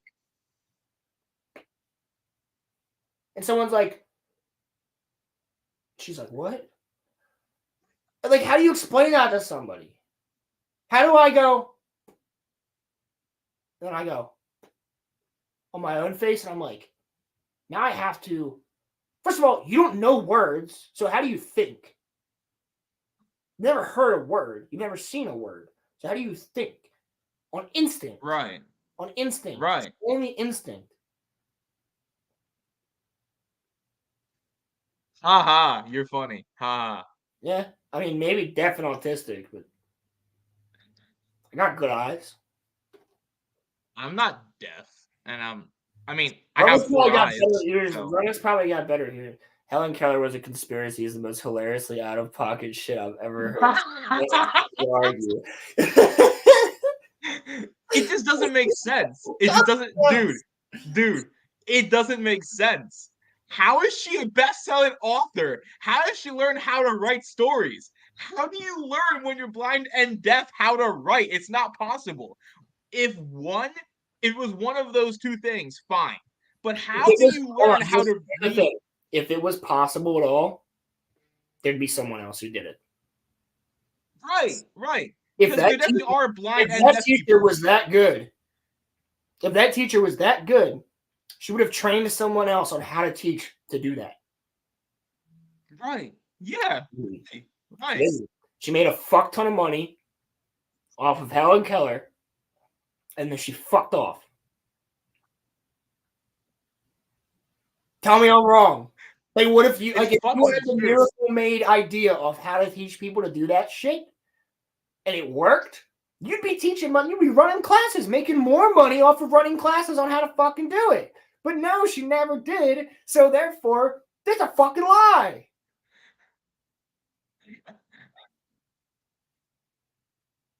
You know, I don't believe it's fucking legible. I believe she can pick up a pencil and scribble on a fucking sheet the same way a monkey can, but I can't read it. are fucking wrong? Come on, Pilgrim. You ginger fuck. Use your brain. Yo, hell's hot. Let me take away let me take away your sight and your hearing, and I want to see if you can get out of the fucking room, Pilgrim. No. No. That's what I'm No. saying, No. dude. No. I would never move again, bro. I would never move If again. your sight and hearing disappeared right now, you'd be like, ah, ah. You just feel vibrations in your neck. You wouldn't know where the fuck you are, what you're doing. You'd stumble over your own fucking feet. Like, yeah. Nah, bro. If you bro. if you weren't in your house, because let's be honest, I could probably walk through my house with my eyes closed and know where everything's at. If you weren't in your house, yeah, exactly, Pilgrim. That's what I'm saying. So yes, I do believe in. I think aliens and other dimensions are more plausible than a human being with no sight or fucking hearing to be able to write a full book. Yes, I do. I find that more plausible. Even so, I don't know though. Pilgrim, Like, if you've lived it your entire life, you don't even know what life is. You're just existence. You don't know what you're doing. You can't cook. You can't cook. You can't clean. You can't fucking do that shit, bro. You can't do nothing. You literally need somebody to open your mouth and feed you. nah, bro. Nah. I don't know about that, Crimson. There's a lot of disabled women out there. But fully disabled. Fully. I mean, like, literally no hearing, no sight. Like, you're not writing a book. Bro, if I look up from my page when I'm writing, I write over the same word. I need to go back and erase it because I just wrote the same word over. Like, I look up for a second, I'm writing. Why is it? Dude, she learned how to fly a plane? What the fuck? Yes, people How? say that. Yes, that's not. There's no fucking way this bitch flew a plane. They literally tried to claim that she was taught how to fly and land a plane with a person, with her teacher in there and somebody else in there. Fuck no, they paid that pilot a lot of money to go and fly around in a circle and come back down. You shut your fucking mouth. They don't even let deaf people drive cars. They can't hear a honk. They have full sight, but they're not even allowed to drive a car because of a honk. You're telling me you're letting this person fly a fucking aircraft? Get out of my butt. Get out of here. Get out of here. I feel bad for Helen Keller. She was so taken advantage of.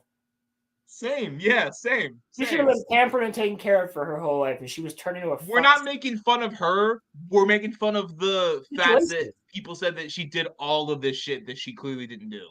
Bro, I'm not making fun of her at all. I think if anybody thinks that we're making fun of her, you're fucking stupid. Because what we're saying is she got taken advantage of. Ain't no way. I think that's a law, yeah. Yes. That's a law in a lot of states. Deaf people aren't allowed to drive in a lot of states. I don't know if it's every state, but there's quite a few. You can't in my state.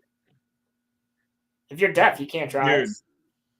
Dude, no, dude. There's literally someone who said that they had a full conversation, like an audible conversation with Helen Keller.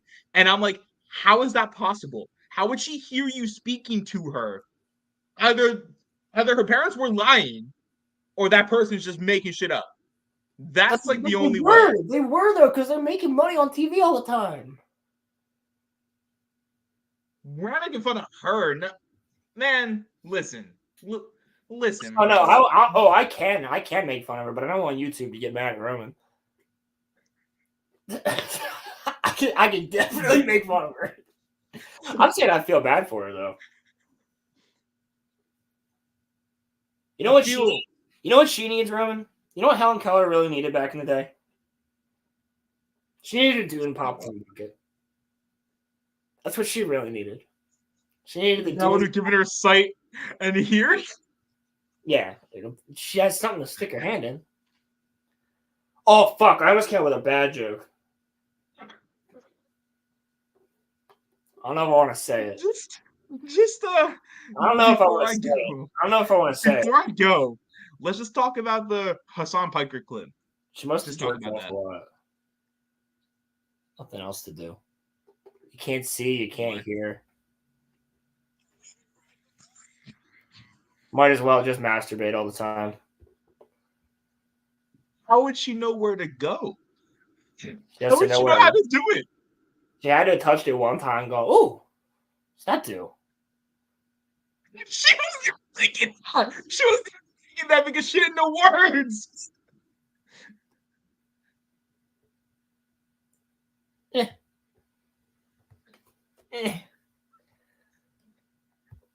I want Well, to ride the she wasn't thinking it because she didn't know words, but like I said, bro, instinct. It's instinct. Let's I'm finding before I it. go, let's talk. Before I go, let's talk about Hassan Piker. Oh my god! As What- soon as I'm gonna put Son, the first thing that comes up is fucking this, dude. This is the best way I can find it, I think.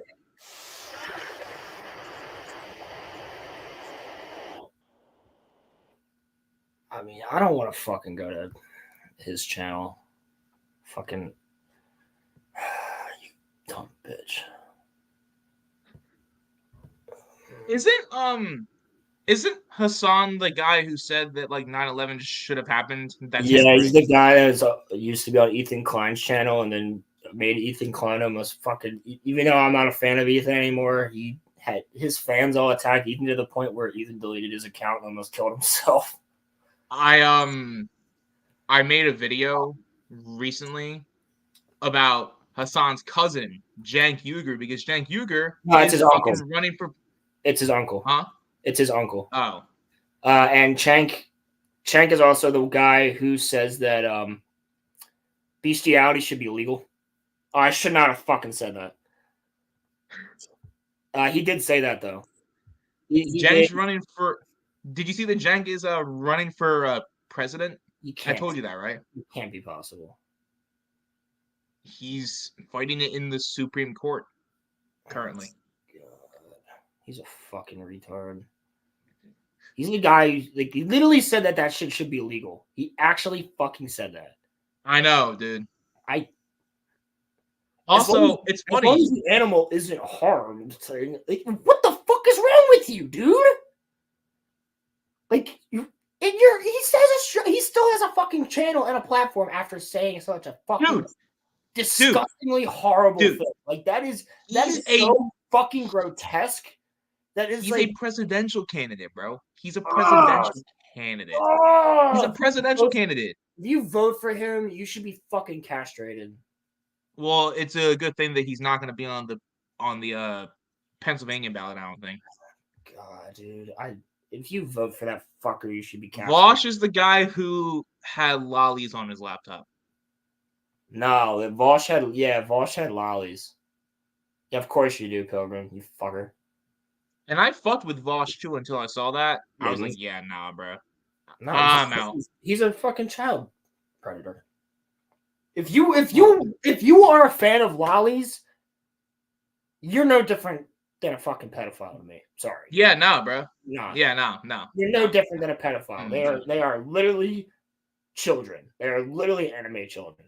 Now there are shows with anime children in them, which is fucking fine. Yeah, he does like horsecock, Crimson. Does he? Fuck. There's a difference, right? I can watch Bleach, right? And there's a character. Fuck, why am I forgetting her name right now? I keep wanting to say Momo. It's not. It's Kenpachi's fucking. You don't know, but Crimson knows what I'm talking about. Kenny's girl, Kenny's lieutenant, who's like his little like kid basically. She's like his little sister. She's cute as fuck, but not in a weird way. Like she's a goofy little cute kid, and like that's fucking fine. But I shouldn't have said that, bro. But I guarantee you, there's that, some. bro. No, hold on. She's like a goofy little cute kid, and like when she pops up, you're like, I like her. She's enjoyable whenever she's on screen. But I guarantee you, there's some weird motherfuckers out there making some shit about her, which is just you don't deserve to draw breath, you fucking weirdos. It's a child. It's a fucking child. Exactly what I'm saying, Crimson. It's fine to have a character like that. But then you have people out here doing exactly that, making fucking porn over them, and they're fucking Yeah, degenerate. dude, that's fucking weird. Yes, Yachiru. That's who it was. Thank you. Which, don't be wrong, every time she pops up, she's like, go get him, Kenny! Yeah! And you're like, yeah, go get him, Kenny! You know, like, she's fucking cool. And she's great, but she's like a cute character. And that's fine. Like, there's like a lot of different characters like that, you know, a lot of different shows and movies and stuff. And that's fine. Don't be a fucking degenerate. Because if you are making anything about a child character like that, you're a fucking degenerate. Like, if you got a thing, All right, so if you got a thing for, this is one of those things, man. It's one of those things when people are like, "Oh fuck, man," you know, in that third Harry Potter movie, Hermione was pretty hot, and it's like, well, I was 13 at the time, but yeah, you still think it though, you fucking weirdo. Yeah. Like, yeah, you're still acting like that's fine for you to say that. Like, no, yeah, you might have been the same age as her at the time. Like, yeah, when I was a little kid, I thought they were hot too. I go back and watch those movies. I look at them as a child. right, yeah, I don't look at her now, and when I'm a fucking grown adult, like, yeah, I'll look at Emma Watson now and be like, yeah, she's still hot. But when I was a kid, I was like, oh, I have a little crush on her. But I don't go back and watch the first Harry Potter and go, I have a fucking crush on her. That's fucking weird. yeah, bro. That is weird. That is weird. If you're That's weird as fuck. If you're a mature human being, you don't have a crush on the girl that you had a crush on from first grade for what she looked like in first grade. Right, bro. You know what I'm saying? Dude, like, that's some so many people do though. weirdos. That's weird. That's so many of these fucking. They're pedophiles. Is what they fucking are. Because there's these people that think it's okay because they're like, well, I had a crush on them when they were that age, and I was that age. But yeah, but you still got a fucking crush on them now, you fucks. You fucking degenerate freaks. So I have a very strong opinion on this because somebody in my family got affected by that. So it bothers me a lot when I see these fucking degenerate freaks out there thinking it's okay, thinking there's not a problem with it. Yeah, you're just a fucking guy trying to get kids in their van with a fucking candy. You're just as bad. Yeah. I pulled up Hassan's clip, but I didn't pull it up on his actual channel because I don't want to give him the view. So I pulled it up. It's someone reacting to. Yeah, it's XQC. I didn't want to pull this one up, but I think this is the only one we can find that's short enough. I don't really want to give XQC the view either, but I can't find it. I tried to find it on X. Actually, you know what, Roman? Let me pull it up here. I'd rather give this guy the view. All right. 1 second. But I would rather give It's a Gundam the view, to be honest with you. Personally, I stopped watching Hassan back in like 2020 because I used to watch him, but nah. Yeah. No. Shout out to It's a Gundam. He makes fucking amazing content, but he brought this to my attention I think it was last Wednesday, not this past, but the one before from last week. Yeah, I think this is definitely better. I would just rather, even though I'll skip over a little bit of Gundam's commentary. I just wanted you to get the gist of it, but I'd rather give Gundam to you because he's a great fucking content creator. So yeah, he doesn't know who the hell I am except for in chat. So, you know, shout out to It's a Gundam. He's the man. But here we go. On the floor. Now that's the normal animation. That's goddamn special, right? His whole life revolves around it. He's a second generation coal thief. We'll get into it some other time. His father was a coal thief. Coal thieves. Well, let me wait till you working man to do this. Play the fucking clip. Streaming gruesome. Okay. Yeah, just play the fucking clip. A real job can be gruesome. A real job can make you very tired. But a real job doesn't suck the soul out of you. You know what I mean? In the same way that 9 hours of streaming absolutely will. Dude, we're sitting here talking. How is that draining? A real job can be. We're sitting here talking. How is that draining? Bro. Do you feel drained, Roland? I love this. If I didn't have to go to work at all, if I'm pretty sure anybody in this chat right now, anybody who's watching this video right now after the stream, anybody who hears this would agree that if you got paid, yeah, he always has been. If you got paid $1 million a week to sit in a fucking Stream? chair, I would do that, bro. this motherfucker doesn't even play video games. He reacts to other people's videos. You react to other people's work and you make money off of it, and you want to. This motherfucker has never changed a tire in his life. He doesn't even know how I guarantee he never had a full time He doesn't even know how job. to change a tire. I guarantee that he never had a full time job. He definitely He's didn't have a never- full time job. He's never fucking spackled a wall. He's never had to mow his fucking lawn, let alone fucking do any repairs on his house, do any repairs on his own vehicle. He's never had to fucking work a 9 to 5, let alone a 9 to 8 that I have to work a lot. You don't know what the fuck it is. He's never had to do He's never had to do 5 straight 7 to 7s. Sometimes that's what I'm saying. 7 Crimson to, totally 9, Texas. bro. It's He's like, never done yes. fucking demolition jobs. A demolition Yes. job is not fun. It's fun in the beginning because you get to destroy shit, but then you got to clean it the fuck up, and that sucks. yeah. Like, so yeah, you don't get it, dude. He's never. I want to see that motherfucker do one episode of Dirty Jobs. See how long it takes him.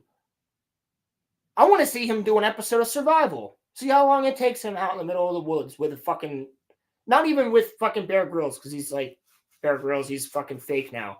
But streaming's not difficult, bro. It's fun as fuck. What are you talking about? Hassan, let me take you out into the woods for a weekend. We'll see how you do. I'll bring everything I need right on my back. Let me take you out for a weekend in the middle of the fucking woods in the wilderness. No cell phones, no nothing, no tech. Let's see how you do. I want to see if you'd rather be home streaming for 9 hours than surviving off the land for a weekend. Because you can't do it, you pussy bitch. Because if your little fucking oil tycoon family didn't give you all the money, and you have the fucking gall, you piece of shit, to fucking come from another country, come to our country, make a fuck ton of money, and then say that 9/11 deserved to happen, you can go fuck yourself. Yeah, bro, nah. You never survive in fucking the Boy Scouts, let alone the military. You piece of shit. Yeah, bro. Yeah, Pilgrim. That's I see what you're saying there. In Rollins Minecraft. is Logan Paul now. In Minecraft. Take him to a forest in Minecraft. Hassan he doesn't even play any video games, bro. I doubt it. He barely does. He does sometimes, but he's just like, oh my god. And there's people fucking defending this fucker. Defending that. Like, you literally make millions reacting to other people's work, you stupid fuck. And then we'll go through a little bit. I think is this the other clip? There's another clip. I think so. Hat. Looks Why like doesn't he's he put going on a out to the- fucking Ferrari jacket while he's at it? Does he There have a you go. jacket for his Porsche? Why the fuck would anyone listen to him that's like fucking progressive? He's the poster child of capitalism. Yeah, no. Oh, wait, let me guess. He's got the hat on because it's ironic. anyone can see that. He's rich. It's funny. Oh, feed him the migrants. What? You're banned, Maze. You're in fuck. There's motherfuckers who are Wait. Migrants. It's very different. You're out of touch with them. I'm gonna die, dude. There's motherfuckers who are accountants in here, and they're misunderstanding what I'm saying. A real job does not expend your social battery in the same fucking way as someone who did a sales job, a real job. Okay, I'm telling you, as someone who did both.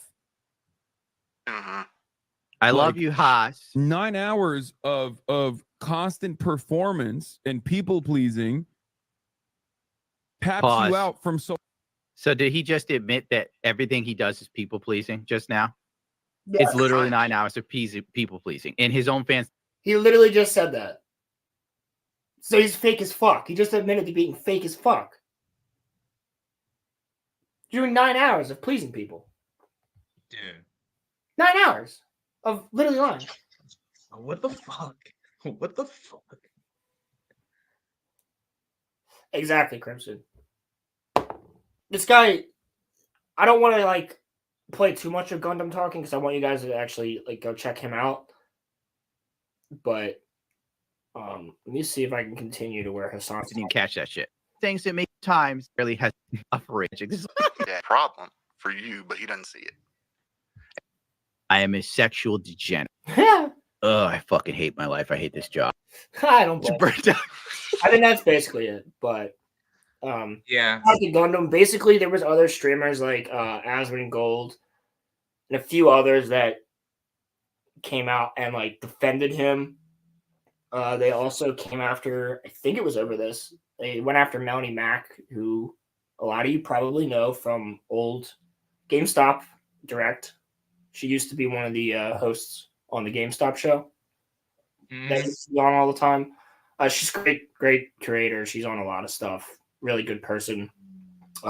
Uber Catholic. But she made a point about it, I believe, and people went after her.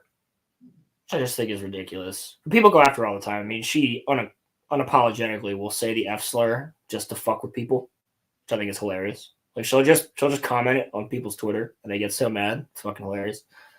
But shout out to Melanie Mack. But yeah, it's caused a whole thing. Now everyone's talking about it because a lot of people who are streaming agree. Like, yeah, this is fucking 10 times easier, especially when you're his son and you never had another job before in your life. If I could do, oh yeah, her favorite word is one of my favorite words, Pilgrim. If I could do this, if I could do this and get paid for it and not have to go to work, I would do this every fucking day for hours. For hours. Yeah. For hours on end. I wouldn't give a fuck if it's 9, 10, 12 hours. I'm going, bro. Let's fucking do it. Like, I'm chilling with you get paid to talk about stuff you enjoy or stuff you don't. You get paid to talk about things you're passionate about in front of an audience who agrees with you. Not necessarily always agrees with you, which is the fun part. Because if everybody agreed with us on here, this chat wouldn't be fun. I like that our chat is back against stuff. It's enjoyable. But his chat is just yes men, yes men, yes men, yes men all the fucking time. And as soon as someone that's the worst type of people to have around you. And as soon as someone calls him out, you're either banned or you're blacklisted. You're not friends anymore. Ethan called him out, and his whole entire fucking again, I do not like Ethan Klein at all anymore. He completely lost himself and gave into all this fucking bullshit. As we know. Because he used to just be Vape Nage, the memer. Hanging out with fucking Filthy Frank and shit. You know, now he's not. Now he's like a political streamer and he's woke as fuck. He's the complete opposite of based. And I still even feel bad for him because he calls Hassan out on Hassan's shit. And then Hassan literally makes like his whole entire fan base go after him. And they go after him. They go after Elo, who didn't fucking do anything. They go after like his children who are fucking like 2 and 3. Or like 3 years old, some shit like that. As the oldest kid he's out, something like that. They're like death threats to his family, sending shit to his house. Like, dude was being super anti-Semitic when, you know, Ela's from Israel. So, like, it was horrible. And for you to just sit there and let your fan base do that to somebody else, like, our fan bases don't go and attack nobody, bro. We just go and say shit that is true. Like, they tell us. They tell us. I would also never let them. I would also never let them go after or like attack people. Well, here's the other thing. I'm not even talking about our personal watchers. I'm talking about like the Star Wars fan base in general. Is there bad eggs? Yes. Lord of the Rings fan base. Is there bad eggs? Probably. But we don't go after people to go after them. No one was going after Moses Ingram because she's Moses Ingram, because she's black. People were going after the character of Reva because it was written like shit. And they posted what, 3 mean comments that were racist? So if you get 3 mean comments that are racist out of thousands of people that are just saying the character's not good, but we have nothing against Moses Ingram, then frankly, there's really, that's the way to do it. That's not a fan base attacking somebody. Yeah, I did see that, Pilgrim. Rings of Power this year. Let's hope that House of the Dragon just pushes their. I would rather if they release it in August again, Great Pilgrim. If they release Ring of Power in August again, I would gladly wait 2 months for House of the Dragon, just so House of the Dragon can shit on them again. Imagine that they do that. House of the Dragon is supposed to come out in June. If they pushed it back to the same week again as Rings of Power, oh my god, dude, I would, because that was amazing to see how many people were watching the Rings of Power season 1 compared to House of the Dragon season 1, and it was fucking astronomically higher for House of the Dragon, and it just completely fucking shit on Amazon. That's why they just waited, because they knew House of the Dragon was going to release their date, and then Rings of Power is like, okay, we don't want to be on top of them, so let's move it. So it's probably August again, something like that. I'm covering that on my show on Monday. I'm covering that on my show on Monday. I did not see that Whoopi Goldberg. I saw that, yeah. Put every Republican in jail. Well, that means my dad with a ton of health issues and cancer issues and all that other shit, he's going to jail because he's a registered Republican. I think she means every Republican politician is what she's saying. Which, even then, not every Republican. Well, I guess a long-time friend of mine that I've known since I was a little kid, who happens to be in our government sphere and lives in this area, I guess he's going to jail too. First of all, Biden wouldn't do that. Even though he does more shit for this community than anybody else does. So, firstly, Biden can't legally do that. Secondly, he doesn't have the mental capacity to even do that. If he legally did that, there would be civil war instantaneously. Yeah, of course.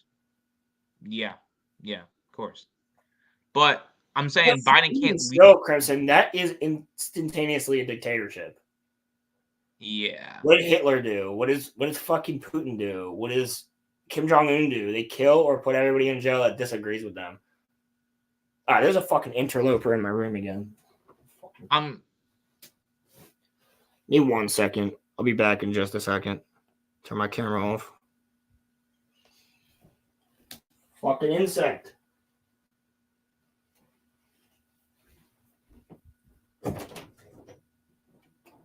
Dude, that's what I'm saying. That's why I'm seriously considering Robert Kennedy Jr. Because 1, he's actually got a chance. 2, he's 70, so he's not completely old. And 3, you talking about RFK? Yeah. 3, he's not a politician. So, it'd be kind of nice. What do you mean it'd be kind of nice? We just had a president a couple years ago that wasn't a politician. You don't like him? Okay. But Kennedy's not, at least, Kennedy's a billionaire just the same way Trump was.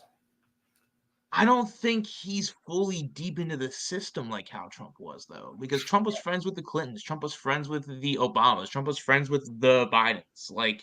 Kennedy's not friends with any of them, I don't think. I don't know.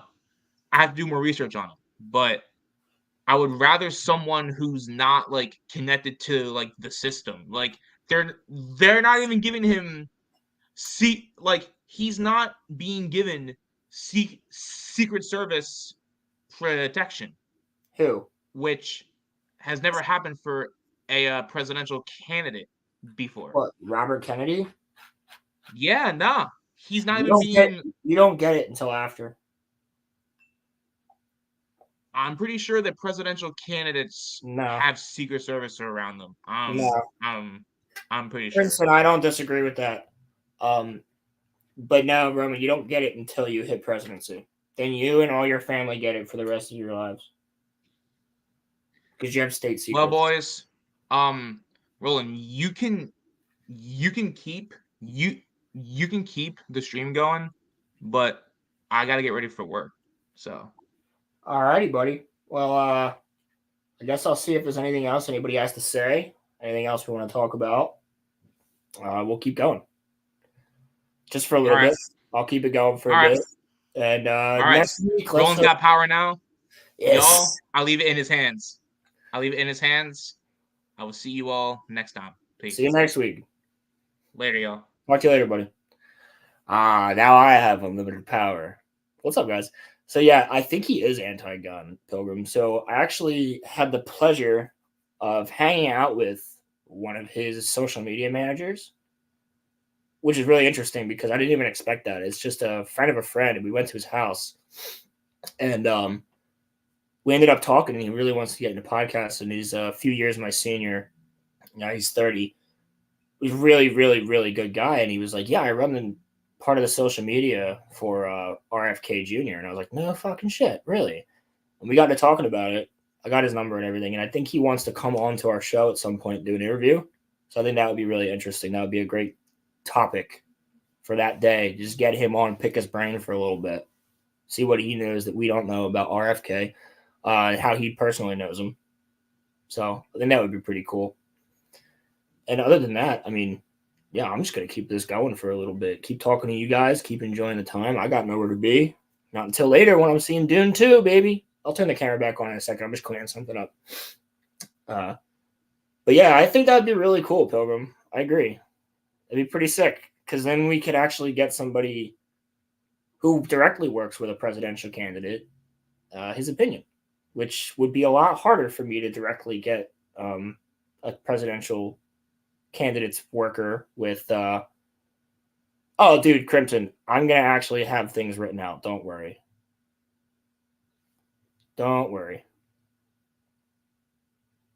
It'll be funnier the two of us interviewing, but I'll have questions written out.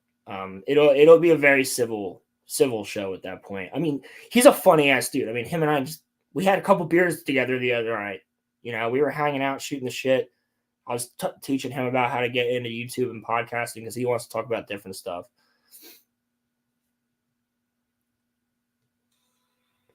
You are cool for having indie authors on the show. Listen, none of this is confirmed yet. He said he won't be free for another month or two. We're just figuring it out here in the middle.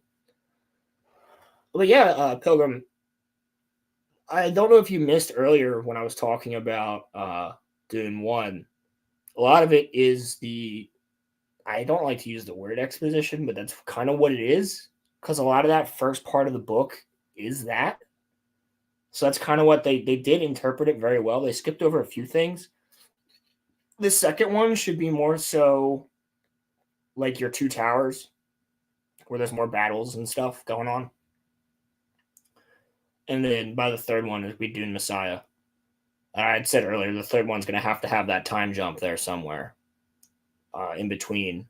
So I think they're going to drop it down from 15 years probably to 5. Something like that. I don't know how else they would do it because Timothée Chalamet already has a baby face. He can't really age him up that easily. So I think you'd have to kind of just cut down unless you want to actually wait 3 or 4 or 5 years before you make the next one. But I don't think they want to wait that long. I think they want their money for Dune. By that point, the Dune hype might have dropped down fully. So we'll see. I am excited though. I've heard nothing but great things, and like I said earlier, it's very rare that I find Ryan Kennel saying that it's the best movie he's seen in years. So, and I do hold his opinion in not high regard, but fairly higher regard because he's a lot more critical on things than a lot of people that I know. And yes, I agree. Right now, Pilgrim, for the U.S., I think it's supposed to be making $750 million. I think that's what they're saying. I think it could hit $1 billion if the word of mouth is good enough. Worldwide, I'm not sure. Or maybe it was 75 million. I don't know. Avatar 2 came back 10 years later and still made $2 billion. Yeah, but that's because it's Avatar. And I think that's just because of how massive Avatar 1 was. And then when Way of Water was announced, it was coming out. I mean, everybody and their mom and their grandma saw freaking Avatar 1, dude. Like, my whole family went to see that. I had my grandparents there. My aunts and uncles were there. I was there. Like, everybody went to go see Avatar 1. Sometimes multiple times. All right, Crimson, have a good one, buddy. Thanks for stopping in.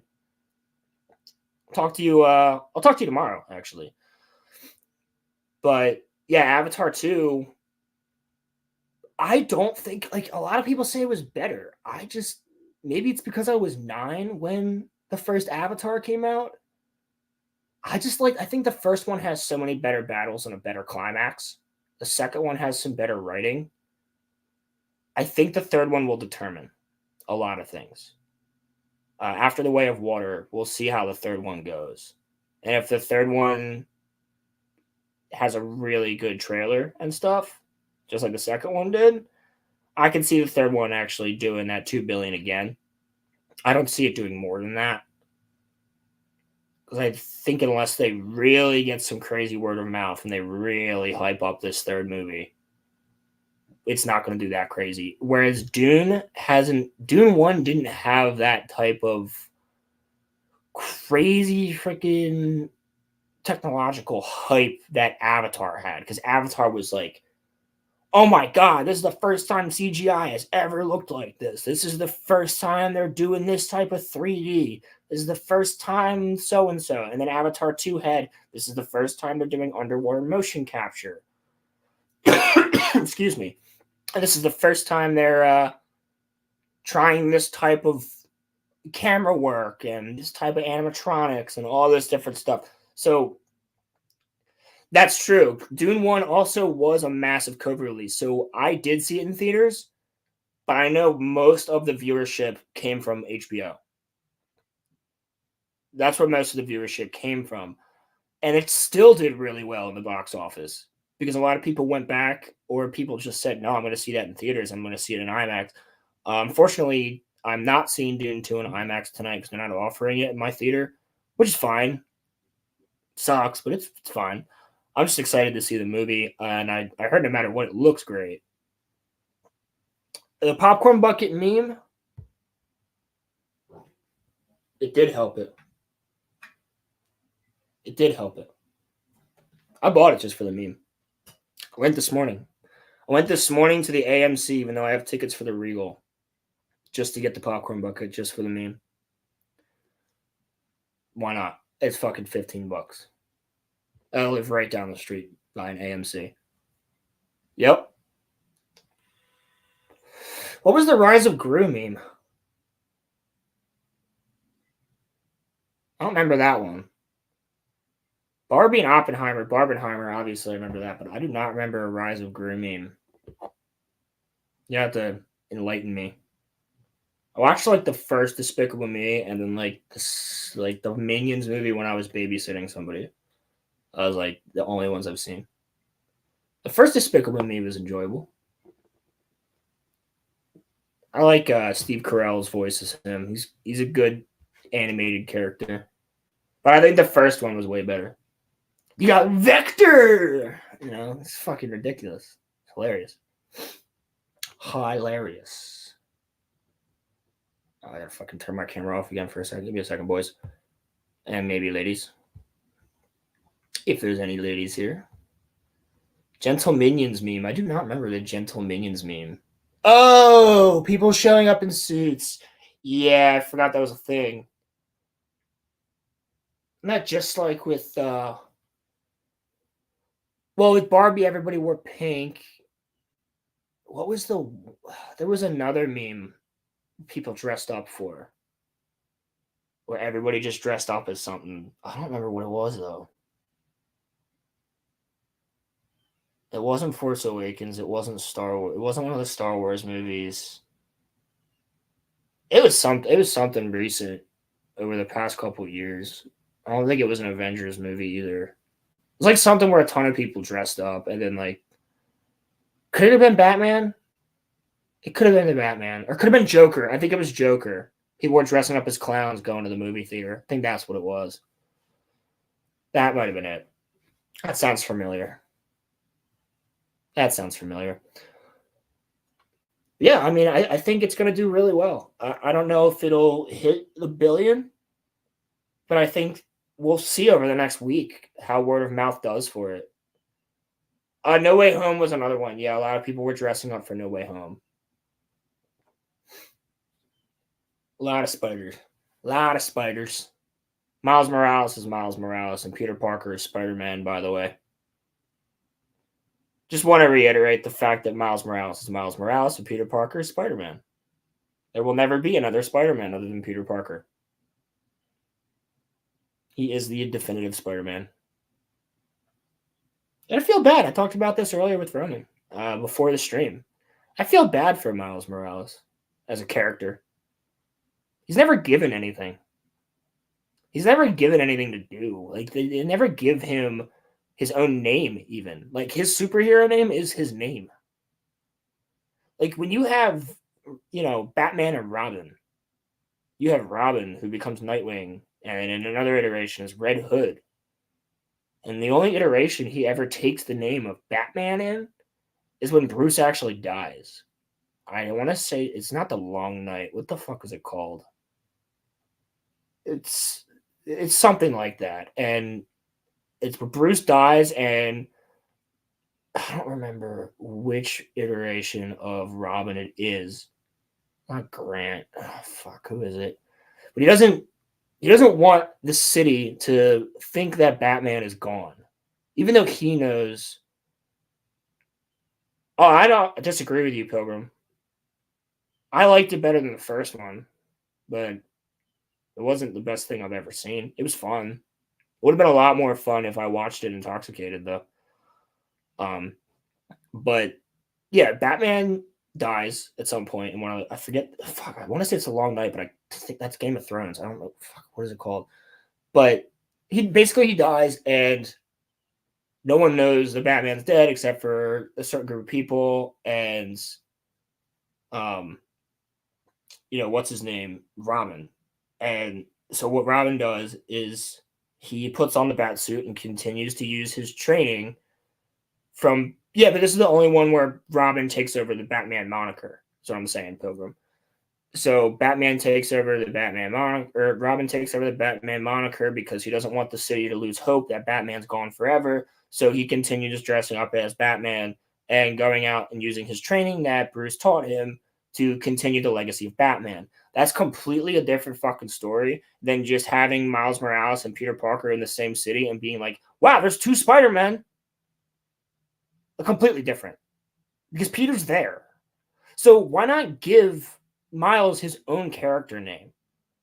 Call him like fucking the Tarantula or Arachnid or fucking the Vinegaroon for all I fucking care. Or Scorpion. Like, no, they already have Scorpion's a villain. But like, give him some sort of other arachnid name. Like fucking, I don't know, something spider-like. Name him after a certain species of spider, like Orb Weaver. Orb Weaver would be fucking cool. Like give him his own name with his own set of slightly different spider powers, so that there's two different type of spider people in that city. That way, you're not always going, it's Spider-Man, because on everything it says Miles Morales. It doesn't say Spider-Man on his comics. It says Spider-Man Miles Morales. Whereas on all the Spider-Man comics, they don't say Spider-Man Peter Parker. They just say Spider-Man because you fucking know it's Peter Parker. Brown Recluse, Chrissy.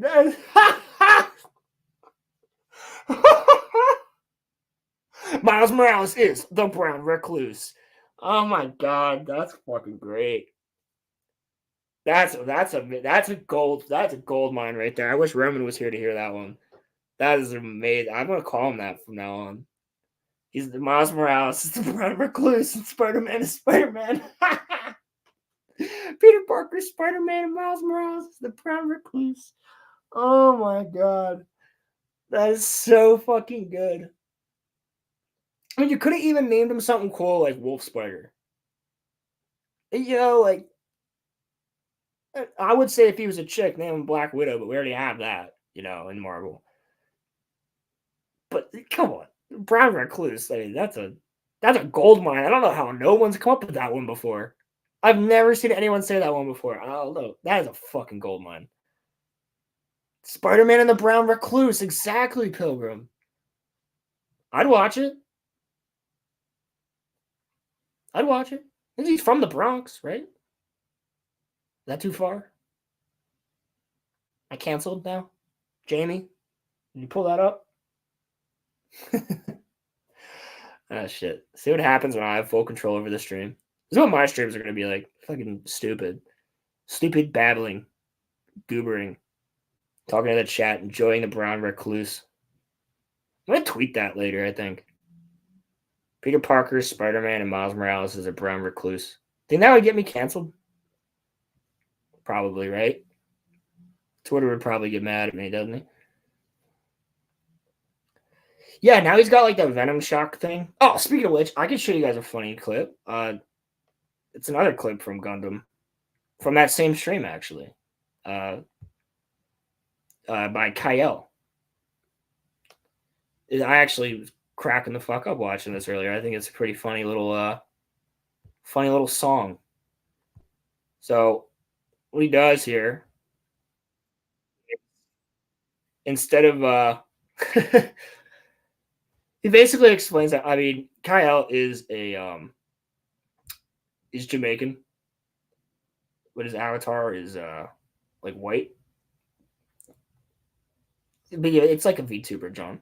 But he goes, how do you think I get away with saying shit that the woke don't like? I sing it, and then YouTube doesn't pick it up because I'm singing my own song. This is fucking brilliant. It's brilliant. I'll show you guys a clip of his song. It's pretty funny. It's pretty funny. I got an enjoyment out of this. Shining down, shining upon thee, white man as you lay down, cis white man and couple in background, understand the power of a black man is a god hand. I breathe life into you, one touch is not enough from greatness, one touch from the black man, watch me do it again, kneel and be amazed at the touch of the black man. Ooh. I bring life. I bring life. That's right! That's right! At the touch of the black man. I thought that was enjoyable. Stupid, but enjoyable. That's how you get away with things, guys. You want to sing it, just sing it. They can't call you woke if it sounds good to their eardrums. Or they can't call you a bigot, I should say. Sorry about that. Sorry to grace your ears with more stupidity. But yeah, shout out to Kyle. I watched a couple of his videos. Pretty good. Pretty good stuff. Pretty good stuff. Oh, and by the way, I guess one other thing I want to talk about before I dip. I mean, I'll continue this going for a little longer if people want me to. But one of the other things I want to talk about before I dip is, yeah, he definitely should, Crimson. Pull that up real quick. Show the chat. Voss should sing about his love of horsecock. Yeah, he definitely should. It's fucking great love that he has there. Oh, yeah, one other thing, and I'm sure you guys aren't surprised. One of their Halo topics. So I have destroyed my eyeballs and eardrums. Oh shit! I'm almost like Helen Keller. Shout out to earlier conversation. By watching part of Halo, because I will be doing a full review of season 1 and season 2 on my channel, and that'll be one of the first videos. I can't decide if it's going to be Avatar first or it's going to be Halo first, but they're both going to be getting a review. But yeah, so if you guys expected Halo season 2 to actually have the Fall of Reach in it, you're only getting 30 minutes of the Fall of Reach. 30 minutes of the Fall of Reach. Not 72 hours like it took in the fucking game. 72 hours, 3 days before the planet was destroyed. Nah, it's 30 minutes. It's barely an inconvenience for the Covenant. And guess what? Guess what, guys? The Arbiter's in it, and he's best friends with the chick that Chief fucked. The Covenant spy. They're homies. I hate this show. I hate this show. I'm gonna EFAP the shit out of this. This is gonna be a long video, guys. It'll be one of my first videos. It'll be fucking like 2 hours long. God damn it. It's gonna be a lot of work. It'll be fucking worth it though. I just need to rip this show apart. Rip it apart. But there is some good Halo news. One of the things, unlike a lot of other companies that I do really appreciate that 343 does, is they have the file share and community mode. And the community can create their own Halo maps and game modes using the tools and put them on the file share. And if 343 likes them, they make them an actual game mode or a playable thing for a multiplayer. So if I made a map or a game mode and I put it on the file share, anybody could play it. You go download it. Doesn't matter if 343 puts it as an actual playlist or not. And one of the things that the fans have made is a Halo Battle Royale. And apparently it's working very well. So well to the point that the 343 wants to implement that as an actual game mode, which I could see being really cool if done the right way. And yeah, you can do a lot of fun stuff with that. So we'll see where that goes. It already is playable on file share. So if you were to look it up on PC or on your Xbox, or just head over to YouTube, you can find gameplay of it. It looks pretty cool. It's very it's made by a couple guys who love Halo, so it's not like developer level shit yet because it's just made in Forge, but it's good. So I think that could be an interesting thing. I'm not a huge Battle Royale fan, but Halo 1 do a lot of stuff with that, especially with the vehicles and the abilities and all that stuff. And then the other cool thing that I wanted to mention, I didn't get to earlier, was everybody's talking about Hell Jumpers 2, right? Or Hell Divers 2. Hell Divers 2. And people are loving it. I know X-Wing's been playing it a lot. They even got Drug 3PO to play it. There's a lot of people in our community that are loving it. I think, pretty sure King's Advisors has been playing it as well. Well, the interesting thing, or cool thing, I should say, is that modders are already at work. And one of the mods that is coming out for Helldivers 2 is called Hell Jumpers. Now, if you don't know what a Hell Jumper is, it's an ODST, an orbital drop shock trooper. That's the nickname for Hell Jumpers from the Halo franchise, which drop down in pods, much like Helldivers 2. And Helldivers, come on, they're fans of Halo if they called them Helldivers instead of Hell Jumpers. They look similar. They look like Halo Marines instead of ODSTs, but come on. Obviously some inspiration there. So the modding team is making a full-on Halo mod for Helldivers 2, where you actually are ODSTs. You're fighting against the aliens. You're fighting against the drones or the automatons. And I think they're also adding in the Flood. And they're adding in Covenant, as well as the aliens you already fight in the game and the automatons you already fight in the game. So I think that could be really cool. Because the Halo mods that came out on PC for Star Wars Battlefront, oh my god, dude, they're so freaking awesome. So awesome. As well as the Star Wars mods that came out for Halo. Excuse me. And I could totally see this just blowing up. I don't know why we don't have another Halo ODST game, but we should. I think it could be really awesome for that game to kind of put it more on the map. Put it more on the map a little bit. And I guess speaking of gaming, I should probably talk about a couple things going on with the Nintendo space. Because we don't talk about Nintendo that much over here on the show, but a couple of things are brought to my attention. I don't know if you guys, anybody in chat might not have heard, but there is a modder out there. Forgive me, I don't remember his name.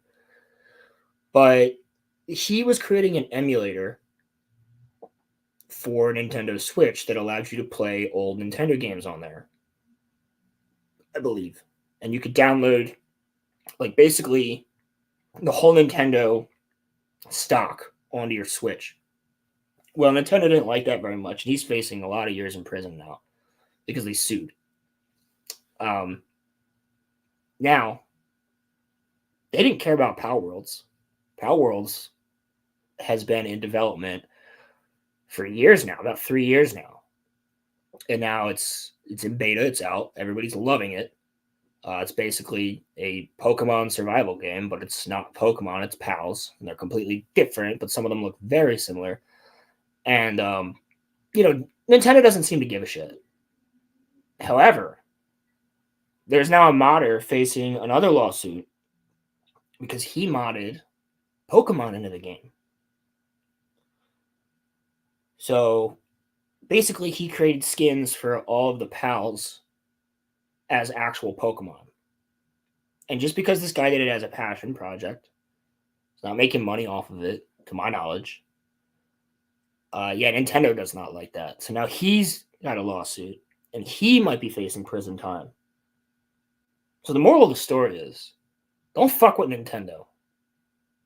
Because they will tear you to asshole for the slightest thing, if they feel it necessary. Now, obviously, they didn't feel it necessary to go after the developers of Power Worlds at all. Because it was just not close enough to Pokemon. Just not close enough, I think. And I don't think that they felt it was a threat to them whatsoever. Nor do I think it is. I think it would be stupid to think so. Because, no matter what, it's a completely different type of game. And Pokemon is always going to be huge. At least in our lifetime, I think. Plus, they've got, Legend of Zelda, they've got Mario, they've got all this other stuff they're making money off of. It's when a modder actually took that time to make Pokemon in the Power Worlds game, that's when they have a problem with it. Because now it's so close. Even though if I were to show a normie Power Worlds and not tell them it's not related to Pokemon, they'd have no fucking idea. They'd be like, oh, what Pokemon game is this? Like, if my grandma walked into the room, she'd be like, what Pokemon game is this? Like, if my dad, he'd be like, oh, you're playing Pokemon? I'd be like, no, I'm playing Power Worlds. Be like, what the fuck's the difference? Nintendo obviously didn't give a shit about that. But as soon as it looks exactly like Pokemon, that guy's fucked. That guy's really fucked. Like, I don't know why they don't just say, all right, delete the mod, pay some money, call it a day. Nah, he's facing prison. I think it's crazy. Crazy. You remember back in the day, guys, like Skyrim, you could do anything.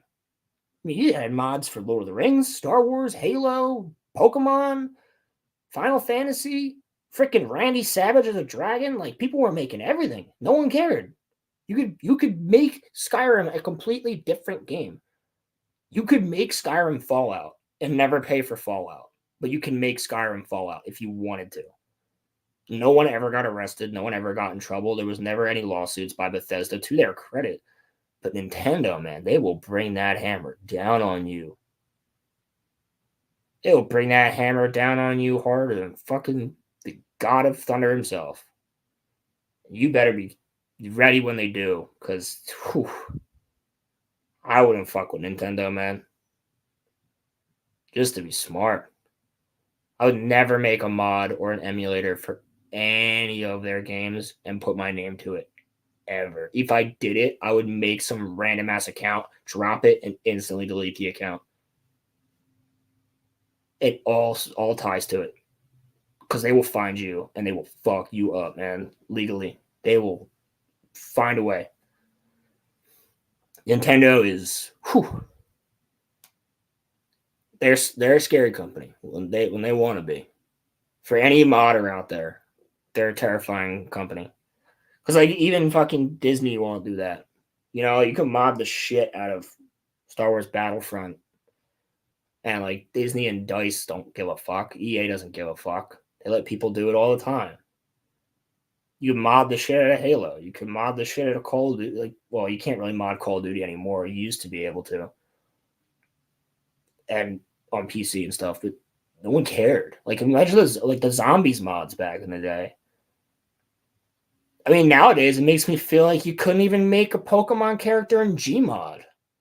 Like, would you get sued now for making a whole Pokemon game in Gmod?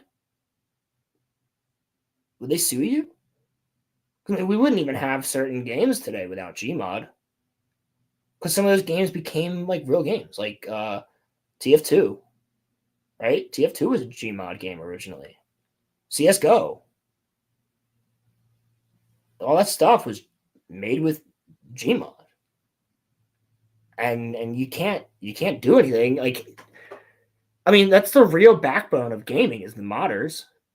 When you really break it down to it, because every single game that comes out, modders are the ones that make it better. It's not usually the studio that makes it better. It's usually the modders, the fans themselves. So I don't see why, like, you gotta appreciate it. I mean, the same goes for a lot of IPs out there, like Star Wars. Like, some of the best Star Wars content we've gotten since 2012 has been made by fans. A lot of the fan films, like the X-Wing fan film, Bucketheads was really good. Theory's first Vader film, which the second one looks really good. I mean, even fan fictions, writing, books, like Lord of the Rings fan films. There's a couple out there that are really freaking good. I mean, the list goes on. The list goes on, and it's the fans out there that are making better shit. And you need that stuff in the first place in order to make this shit better. So, which obviously you guys get that. But if I was a company head, right? If I was a company head and I had, I don't know, let's say I made Skyrim and I had all these fans of the game, right? They love the game so much that they then wanted to take what we made and put their own spin on it and make it better. I would do nothing but encourage that. Do nothing but encourage it. Because at the end of the day, in order to play those mods, you still have to buy my game. And a lot of people are being super creative with my game, and they're loving it. And they're making it even more popular, which then causes more people to buy it, which then causes more people to make mods, which then causes the mods to get better, and people make more mods, which then causes more people to play the game for a longer period of time, which is why they were able to release Skyrim 3 or 4 fucking 5 times. That's why they were able to do that. Because of the community, because of the modders keeping Skyrim alive for fucking, what it's 2023. People still play Skyrim. A ton. There's still new mods coming out for Skyrim. Skyrim is still getting copies sold to this day on all different consoles. Well, not PlayStation anymore. But you get the gist. You need the fans, you need the modders to keep things going when it comes to gaming. They are the backbone of keeping a game alive. And Nintendo doesn't seem to understand that. And that's fine to me. But if somebody's not making money off of it and they're modding something, I think you should just let them go. They're just having fun. They weren't trying to hurt nobody. They're only trying to make something more enjoyable for other people. Now, in the instance of the Power Worlds modder, I can see that because then it makes Power Worlds look even more like an IP that's related to Pokemon and Nintendo. And Nintendo probably doesn't want the image of a ton of people running around murdering their Pokemon. I would think.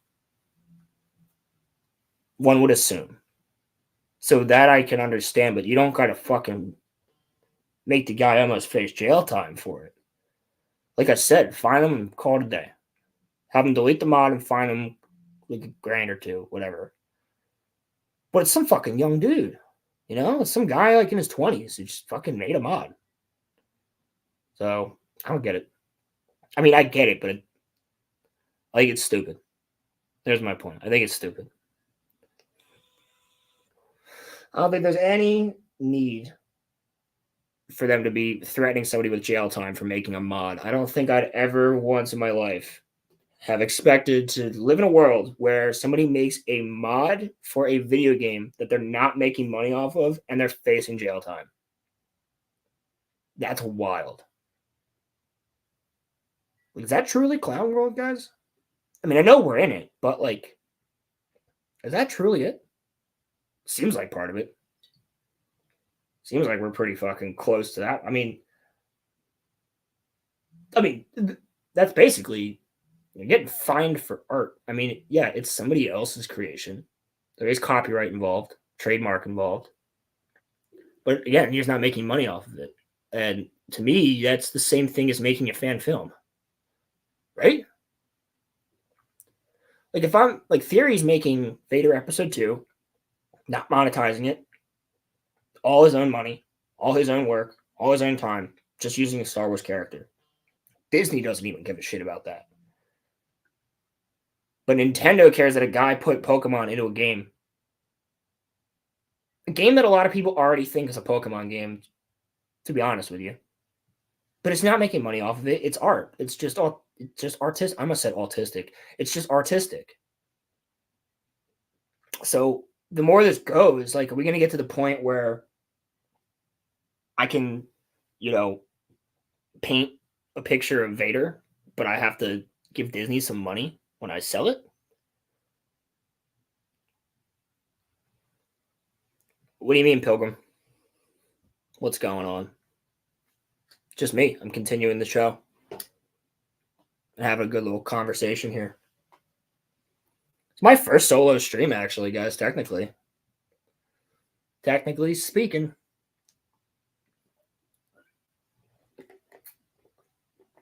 Excuse me, I had to take a sip. Take a sip of my drink. But yeah, no, I was talking about basically Pilgrim just talking about Nintendo and how they're suing people, and a modder is facing jail time for making a mod for Power Worlds. It's not even a mod for Pokemon. It's just a mod that adds in Pokemon to Power Worlds. And he could be facing jail time. It's just fucking crazy. Hey guys, I do have to say though, my social battery is really, it's getting so fucking drained, dude. Just talking to you guys, man. Oh my God. Streaming is so hard. This is so much harder than my real job. So difficult. Yeah, I really wish I was doing what Crimson Law's doing right now. Demolishing and rebuilding a bathroom rather than sit here, talk to you guys and chat. God, this is so draining. So hard on my mental state. Oh, shit. What am I ever going to do with myself? What am I ever going to do? No, this fucking Hassan Piker is a moron. So is Asmongold for defending him. Well, we knew that, right? Right, guys? We knew that Hassan and Asmon were fucking idiots beforehand. Morons. Never worked a day in his goddamn life. Yeah, exactly, Pilgrim. This is so much harder than a real job, dude. Fuck. If only I could just sit around all fucking day and talk to people about topics I'm passionate about. How hard would that be? So very difficult. Well, I guess it is difficult when you're Hassan Piker because you're a fake fuck for 9 hours every day. Be a lot better if he was just honest about everything, right? Everybody would hate him even more. But at least he'd be honest about who the fuck he is and what he's doing. Like, bro, you literally admitted that you have to put on a persona and be entertaining for people for hours, and that drains your social battery. I'm sorry, you're a fucking... Actually, I'm not sorry. You're a fucking pussy. You're a pussy. I want to see him do my job that I did yesterday, where I was by myself at my fucking work with 30 customers from 3 o'clock to 8 o'clock at night. Constant customers. 3 to 8. Tons of people asking tons of questions, tons of different shit. Kids, parents, adults, older people happy, people mad, people annoyed their fucking fish died, all this other shit. People don't know what they're doing, having to show them this, that, and the third. I could drop that motherfucker in there and he would have no idea what the fuck to do. And he says it's difficult to sit there and stream in front of people, giving him money for fucking reacting to other people's shit. And he's like, well, when you have this many people in your stream, it's so difficult. It's so hard. Yeah, well, I mean, one of the biggest YouTubers that I follow, Star Wars Theory or Gary from Neurotic, they got fucking 10,000 followers or 10,000 concurrent viewers, right? Usual for a stream, at least 10,000 concurrent viewers. That's a fucking huge audience watching you at once. And guess what? They love it. They enjoy it. They have fun. They said it's the best job they've ever had. You think Gary wants to go back to doing what he did when he got out of prison? I highly doubt it. And I'm not talking about running the comic book shop. I'm saying working for fucking what is it, telecom and fucking Tesla and shit. Like, yeah, I'd rather be streaming. I think any single one of us would rather be sitting here on the internet talking about what we love and what we're passionate about for hours on end. Whether you talk about pop culture, whether you talk about building cars, whether you talk about writing, whether you just paint, whether you talk about nature, whether you literally sit there and read the Bible. You'd rather be doing that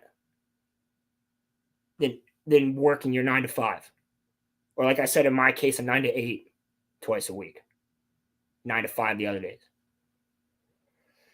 Yeah, nobody's forcing Hassan to stream for 9 hours a day anyway. He's a man-child. Exactly, Crimson. Like I said earlier, he's never changed a tire in his life. Guy has no idea what the fuck he's talking about. He's never once hurt for anything. Never once had to lift a finger to get what he needs. And his uncle's a fucking degenerate. Fucking freak. Yeah. That's what I gotta say about Hassan. Fucking, I would have some few choice words for him. And here's the thing. I would talk to him. And I would genuinely be, like, polite. Right? And I think it would benefit him. And I'm not trying to help the guy out. But it would benefit him, right? If he had the balls to have a streamer on like myself, right? Or a streamer like Roman. Somebody who is low viewership, who's been doing this for at least a year, who enjoys it a lot, but also still works their 9 to 5 6 days a week. And we do this for fun when we get the chance, right? And we really love it. So I want to see him talk to somebody who has, like we have right now. I'm so fucking grateful for the 6 people watching this. You guys have no idea. Oh, some of you do, because some of you are streamers too. So you get how that feels, even if it's one person watching, or one comment if nobody was watching, but there's one comment at the beginning or the end of the stream, or one comment on the stream afterwards in the comment section. That fucking like makes people's heart leap, you know? It makes you feel really good. And I would like him to talk to a low-level streamer like myself or somebody close to it and have them just pick his brain and have them go, well, have you ever thought of it this way? Or have you ever done this? Have you ever had to do this and still stream? Do you know how freeing after having to do all of this shit that you have to do 6 days a week, 5 to 6 days a week on a daily fucking basis, how freeing it is to hop on stream and hang out with people the way that I'm doing right now? I look forward to this shit every week, dude. If I could do this every day, I'd be happy as a clam. I'd be smiling, grinning from ear to ear all day. This is the most enjoyable part of my week, usually. One of them. I don't, like, he needs to talk to somebody. He needs to be humbled. He's never going to be, but there needs to be somebody that can humble him. Do you guys get what I'm saying? Like if he were to talk to a YouTube dreg, like myself per se, maybe, I highly doubt it, highly doubt it, but maybe, just maybe, he'd rethink a couple things that he says, maybe, but probably not. Probably not. I like to give people the benefit of the doubt, but not him. I mean, like I said earlier, the man literally enforced his fucking, or encouraged his enforcers, his fucking militant viewers to go and attack people. No, and here's the thing, Crimson. Nobody is forcing him to stream for 9 hours a day. But even if they weren't, he can go a month without streaming and he'll be fine financially. Be fine. There'd be no problem. He could go a year without streaming and his daddy and uncle would fucking take care of him. You ever notice there's not a fucking scratch on that dude's Ferrari? He lives in LA.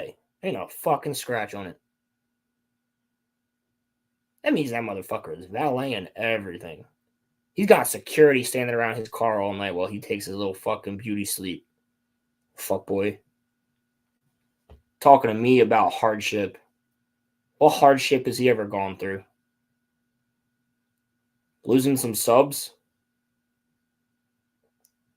Oh, he says he hates capitalism as he wears a Rolex hat and drives a fucking Ferrari. Yeah, Pilgrim. He really hates capitalism. Fucking moron. And the thing is, there's so many of these fucking idiots that can't see it. I don't get it, man. Like, how do you not? Like, how are you so... Ha! Bringing it full circle. How are you so dumb, deaf, and blind that you can't fucking see this? Ridiculous. Totally ridiculous. Like, if you were following Hassan and you genuinely agree with him and think he believes this, man, there is no hope for you. You are what he looks down upon. You are exactly what he looks down upon. You think he cares at all? You think he cares at all about a single person on the street or a single family that's struggling? The fuck he does. That motherfucker would sell his own family out. I have no doubt in my mind. No doubt in my mind he'd sell his own mother out. 100%. Talking about, I don't like capitalism. Capitalism's the devil. Bro, you are a capitalist. You literally are. And you support them. A lot of them. But again, yeah, no doubt in my mind, even the person who brought him up, his own uncle, he would sell out in a heartbeat if it made him more money and gave him more fucking cars and shit. Yeah, if somebody said, yo, Hassan, yeah, Uncle fucking Piker, yeah, he's doing this thing. Are you gonna defend him or no? Here's $10 million for you to say no. You're like, oh yeah, I'll take the $10 million. Fuck my uncle. He'll help me get here. Even though his uncle's a piece of shit, his uncle would probably do the same thing. Whole family's a piece of shit. They'd all sell each other out. It'd be like fucking Knives Out. They're all killing each other or whatever the fuck. I never saw that movie. It would be like, yeah, they'd all sell each other out. It'd be like the Lannisters. Don't give a fuck about each other. They're only family by name. They're all vapid fucking capitalistic pieces of shit who say they hate capitalism, but all they do is make money off of the backs of other people. So what are they, really? Right? Capitalists. Foolish capitalists. Yeah, he's fucking goofball. Fuck that guy. I've seen, I think more people that watch this, right? More people that watch this show and are in this chat right now have worked more hours in their lives than Hassan has.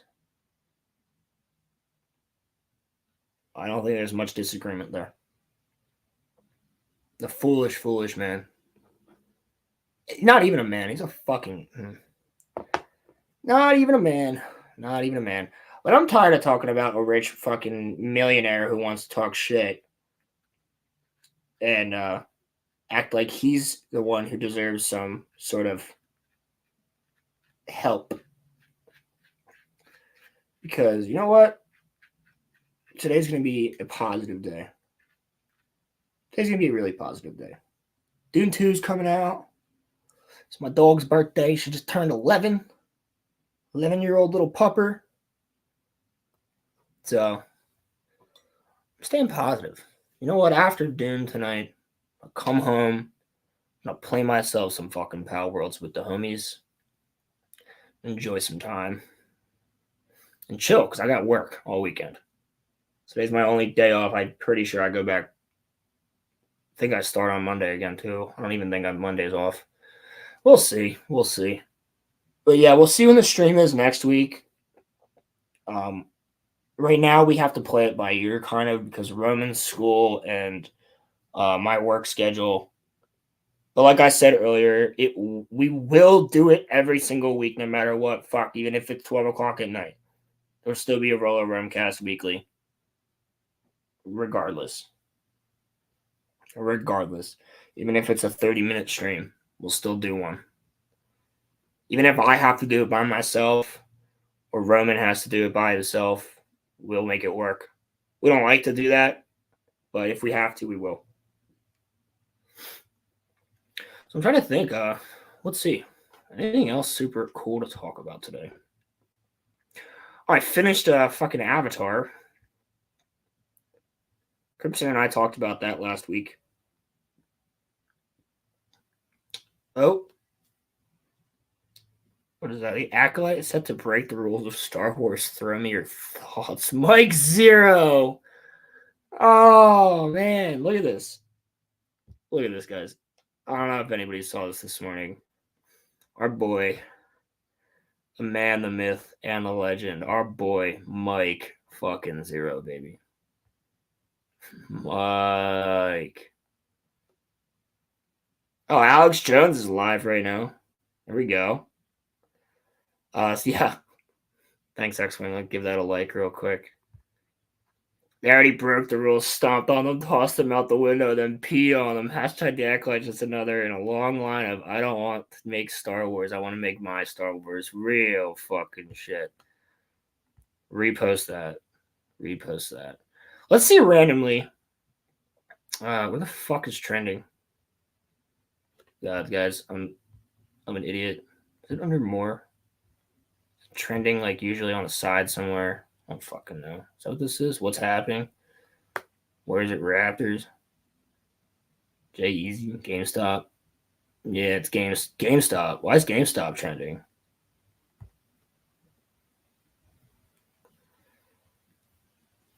What the fuck is GameStop trending? GameStop just had its largest 1 hour volume in 78 days. Oh, no one gives a fuck.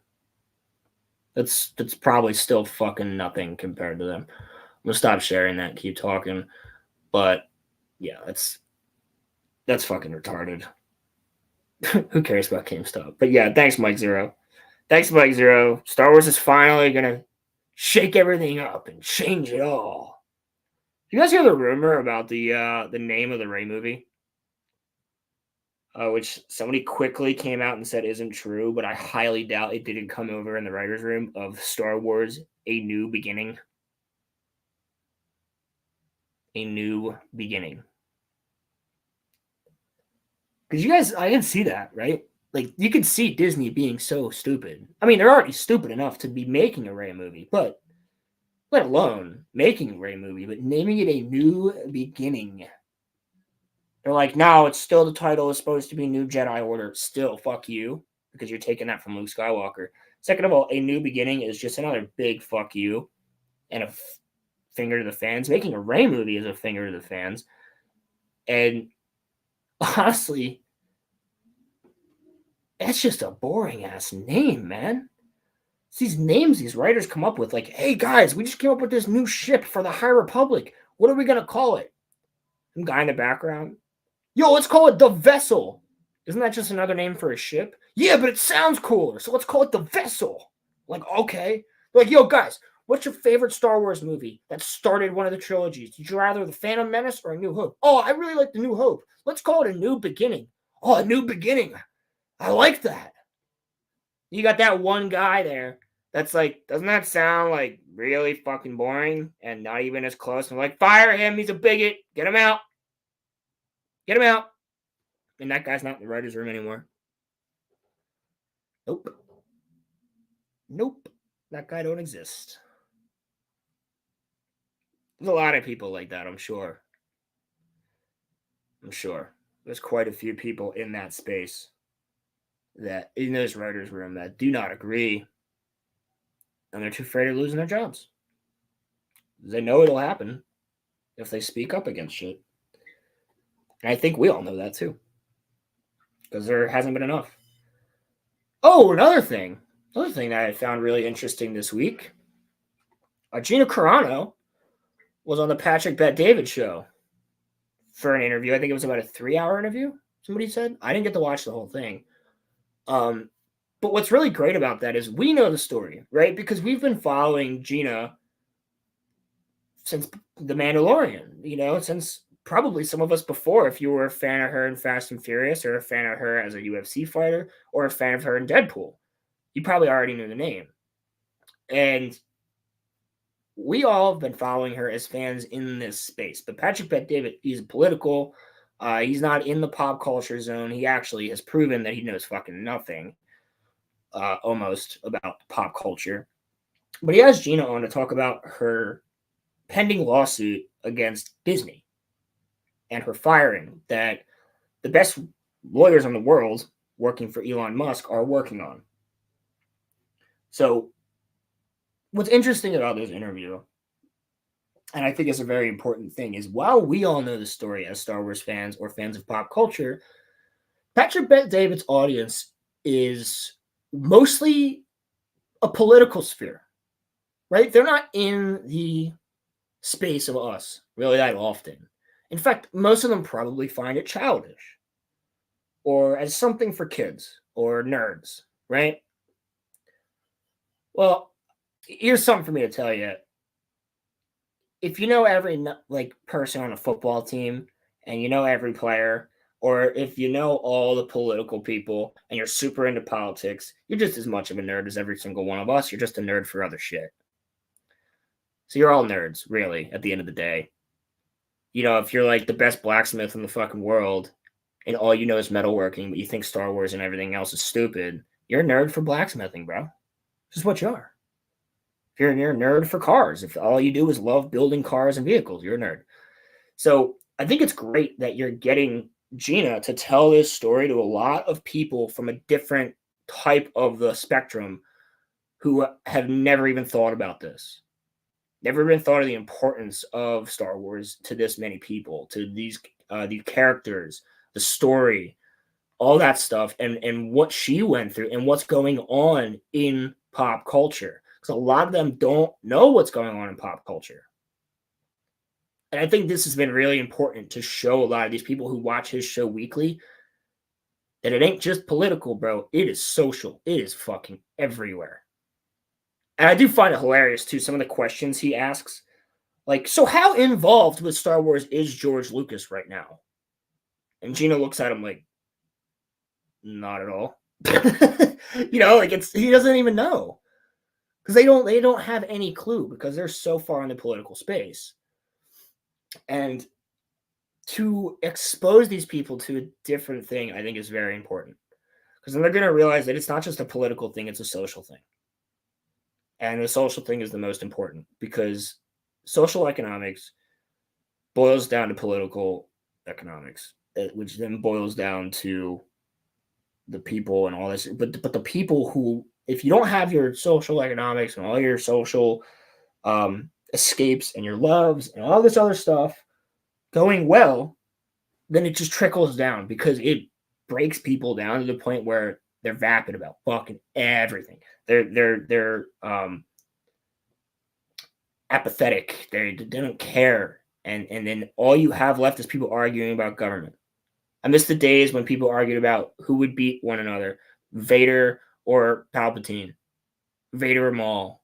You know, like that's type of stuff. But the most important thing about, or the funniest thing that I saw was he's talking about fuck its name, Cavill, not Cavill, Cavill, who played the villain in GoldenEye. And he was like, "Yeah, I really loved when your ex-boyfriend Henry Cavill played the villain in Bond." And Gina goes, "He was a Bond villain?" And he meant Cavill instead of Cavill. I just thought that was funny. And also, he goes, "Yeah, there's guys that just have their rooms surrounded by toys are all weirdos." Meanwhile, like everybody Gina's friends with and all of her fan base is basically that. So we're all fucking weirdos. But no, it was a good interview, and I think it's important that it got shown. I really do. And I think it's important that her story is being shown to a lot of different groups of people. And here's the thing, it doesn't even have to go fully to trial. If this lawsuit only makes it to the discovery stage, that's fucking awesome. Because Disney doesn't want all of these different emails, hidden documents, all this stuff about the people who wanted Gina out and why they wanted her fired. It will expose so much more shit than just her firing. And they do not want it to get to discovery. But the reason they're doing it in California is because Disney had put in their own laws in California to help their company, which is now helping Gina legally. I'm not going to get all into that because I'm not a lawyer. Well, from the research that I've done, they purposely are suing Disney in California for that reason, because these own laws aren't going to help Disney out in this lawsuit. And apparently the judge, or from what I heard, there's a judge in Cali that's already said he's on her side or something like that, even though he might not be the one, proceeding over it. But it's interesting. It's definitely interesting. And with Elon backing her, I think that's a really big thing. I mean, I think most anybody would agree with that. So, I mean, let's see what happens. Let's see where it goes. Because you really could do some damage. We have done some damage to Disney in the past couple years. I think this one could be a big blow. Because once you expose to the general public all the shit that happens behind the scenes, if it does make it to discovery, man, it's going to be worse than the quote-unquote don't say gay bill, which is basically a bill of don't teach sex to children, which I agree with. Don't teach sex to children. You fucking don't get involved, Disney. And then Bob Iger's dumbass comes out and goes, I think we need to get more politically involved. Yeah, you fucking idiot. Moron.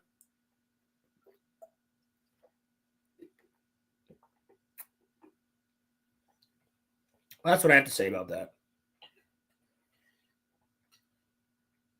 And, I mean, I'm just kind of rambling at this point, trying to keep the stream going a little longer. I don't really mind if you guys don't. Just trying to think of what else can I talk about? Talked about Avatar with Crimson the other night. It's a fucking disgrace. If you were to ask me, would I rather watch the show, live action, or the Shyamalan movie?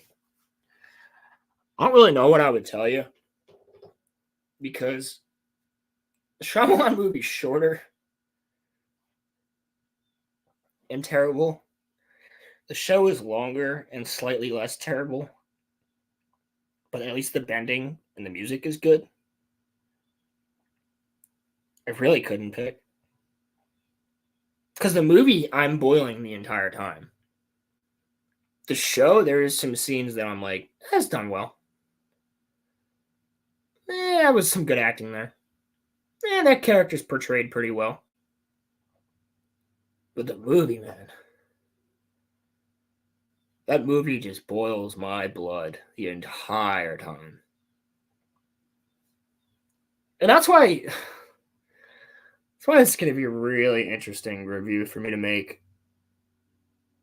The Avatar review probably won't be out for a while. It's going to take me some time, because first of all, I have to rewatch the show. multiple times, probably twice. Again, I'm thinking, write all my notes, compile all of said notes, and then I'm going to have to compare that to the original animation and some of the stuff from the lore and some of the stuff from Korra, because they added Korra shit into this. So anybody who's not a fan of Avatar Korra can be pissed off. But also, if you are a fan of Avatar Korra, you'll say that it makes no sense because it completely removes the one important moment of that in Korra. Completely. Because the impact of that moment in Korra is the fact that someone is there and you're like, oh shit. That's what happened to him. And honestly, fuck it. I don't give a shit. It's the Fog of Lost Souls from Korra, from season 2, when Jinora is in the spirit world and she gets captured, and her soul is in the Fog of Lost Souls, which is actually a living spirit itself, and she's brought there by Unalaq and Wanashi Tong, the Owl of Knowledge, the Spirit of Knowledge, and Tenzin, her dad, Aang's son, and Bumi and Kaya, Aang's 2 other kids, Tenzin's brother and sister, all go in there to find Jinora. And when they're in there, the big reveal is that it makes you relive all of your worst failures and shit, like over and over again. Or makes you obsess over them. And when they get in there, who do they find instantly? Admiral Zhao. So because of what he did to the moon spirit, he's dragged down into the ocean, and you assume that you're like, well, fuck, the ocean spirit just killed him. He's drowning, like he's dead. He's going to be crushed by the weight of the ocean. No, he got transported to the spirit world and thrown into that fog. And he's still there by the time of Aang's kid being in like his fucking 40s. So it's like, dude, that's pretty cool. Like, that's a pretty cool thing, because all you see is, I'm Zhao, the Moon Slayer, Zhao the Conqueror. And you turn around and you're like, they all turn around and they're like, holy fuck, it's that guy that, Dad told us about.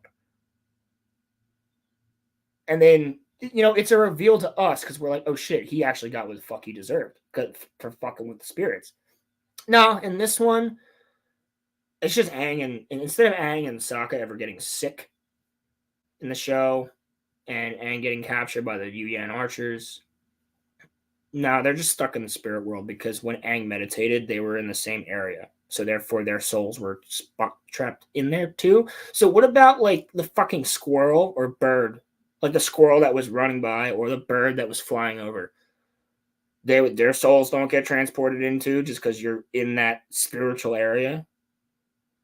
Makes no sense to me. It's fucking stupid. And also, Heibai is not in it. Like, they literally show Heibai, and then Heibai chases them, and then they're like, wow, that guy was rude. What a mean spirit. They're like, he's mad because the forest was destroyed. There's never that scene where Aang goes, look, there's an acorn, Heibai. No, he just gets out of the spirit world and just puts an acorn down in front of the statue. You don't have Heibai returning all the villagers himself. You don't have Heibai taking Sokka. No, none of that happens. None of that happens. And Heibai is never a panda. You never see him turn into the panda. That bothered me, man, because that episode is really fucking good. Oh, and Roku's not in it. It's fucking Kyoshi. Because every avatar that he has to talk to has to be Kyoshi. What's up, Jake? It's just me, bro. Roman had to go to work, so I'm running the stream. I'm running this shit. I got unlimited power. Unlimited. I'm just talking about how the live-action Avatar The Last Airbender is nothing like the show, but it's better than the fucking movie, which was terrible. It's better than Shyamalan, but not by much. Not by much, Jake. If you watched it, I know you're a big fan of The Last Airbender too. I would like to see what your take is on it, because they fucked up so much shit, man. And like taking the Mechanist I'll tell you that in a second, Jake. Taking the Mechanist, Boomy and Omashu, and Jet and the Freedom Fighters and putting them all into the same episode was such a stupid idea. Such a stupid idea. It makes no sense. How do I feel about Dune? I'm very excited, Jake. I'm very excited for Dune. Yeah, Crimson. That show made me temporarily an alcoholic. Yeah. Yeah. That I had trouble. I had to watch the last episode before I went on your show last week. Oh man. That scene, dude, where Qatar's like, oh, the women can fight. And all the women are like, yeah, fuck you, Paku. We're women. We can fight. And they instantly fucking annihilated us. Like, oh my God. This is so fucking pointless woke moment for no fucking reason. How do I feel about Dune? Jake asks. I'm very excited. Look, I'll show you real quick. I'm in the middle of something, so I don't have the camera on. Look, I'll show you. I went to also the sunlight's really weird right now because I don't have my blinds up. Just got the windows redone.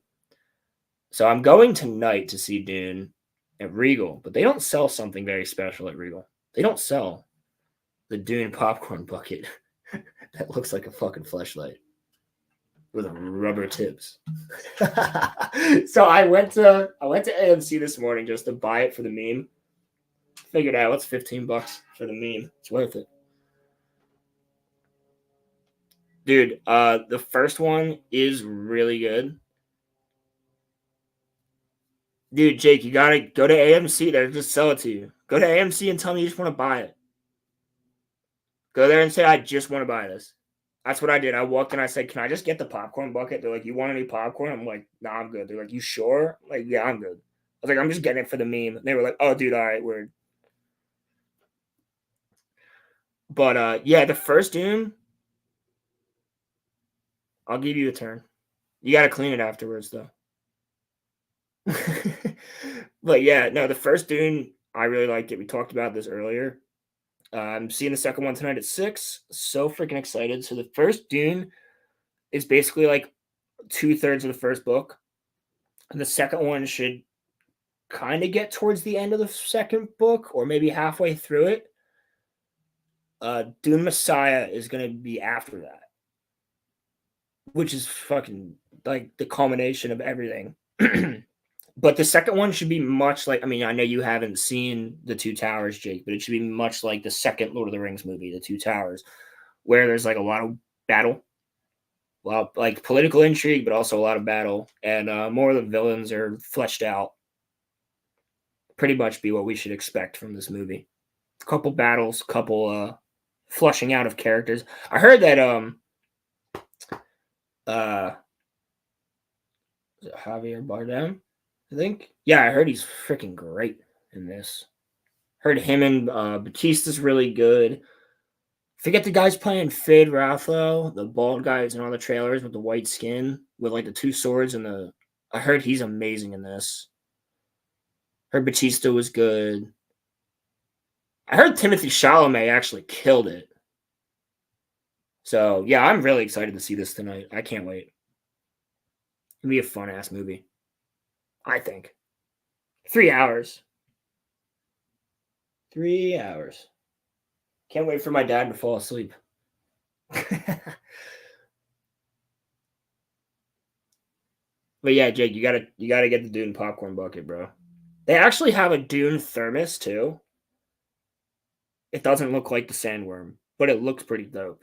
I saw it. It's like a metal thermos. Looks pretty sick. No, I'm not seeing it with Chicken Man. No, I'm seeing it with the fam. Chicken Man. I'm not a fan of Chicken Man. He is as bad as Bran. Shout out to Jake's old rap. Yeah, no, I'm not seeing it though. Not with him. I'll probably go see it again though if friends wanted to go and see it, because I've literally heard nothing but good things. Every single person that I've watched, even people that are super critical of movies, have said it's fucking great. So I'm excited. I'm quite excited. It'll be a good start to my weekend. Well, it'll be the only part of my weekend because I have to work tomorrow and Sunday.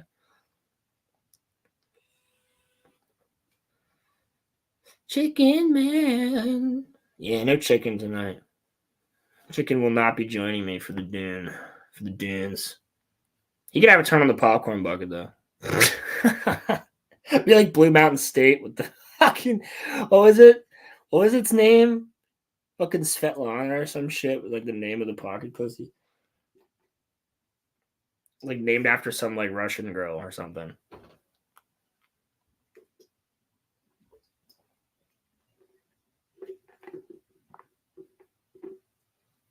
Shit. I don't even know what to talk about at this point. I mean, I'm just going. Just continuing. No cock for the forbidden butthole. I don't know what that means, Crimson, but I agree. Oh, the forbidden butthole? Is that the sandworm? What's the forbidden? I don't think any butthole is truly forbidden if you're convincing enough. Right? If you're convincing enough. Tried to read the first. It was boring to start. Yeah, it is a hard read.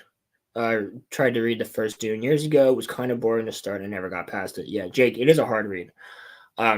It's not easy to get into, but once you push through the first like half of the first book, it gets pretty good. Okay, Crimson, I thought that's what we were referring to. The sandworms. I thought so. But yeah, no. Dune is a really good series. It's like very fucking sci-fi.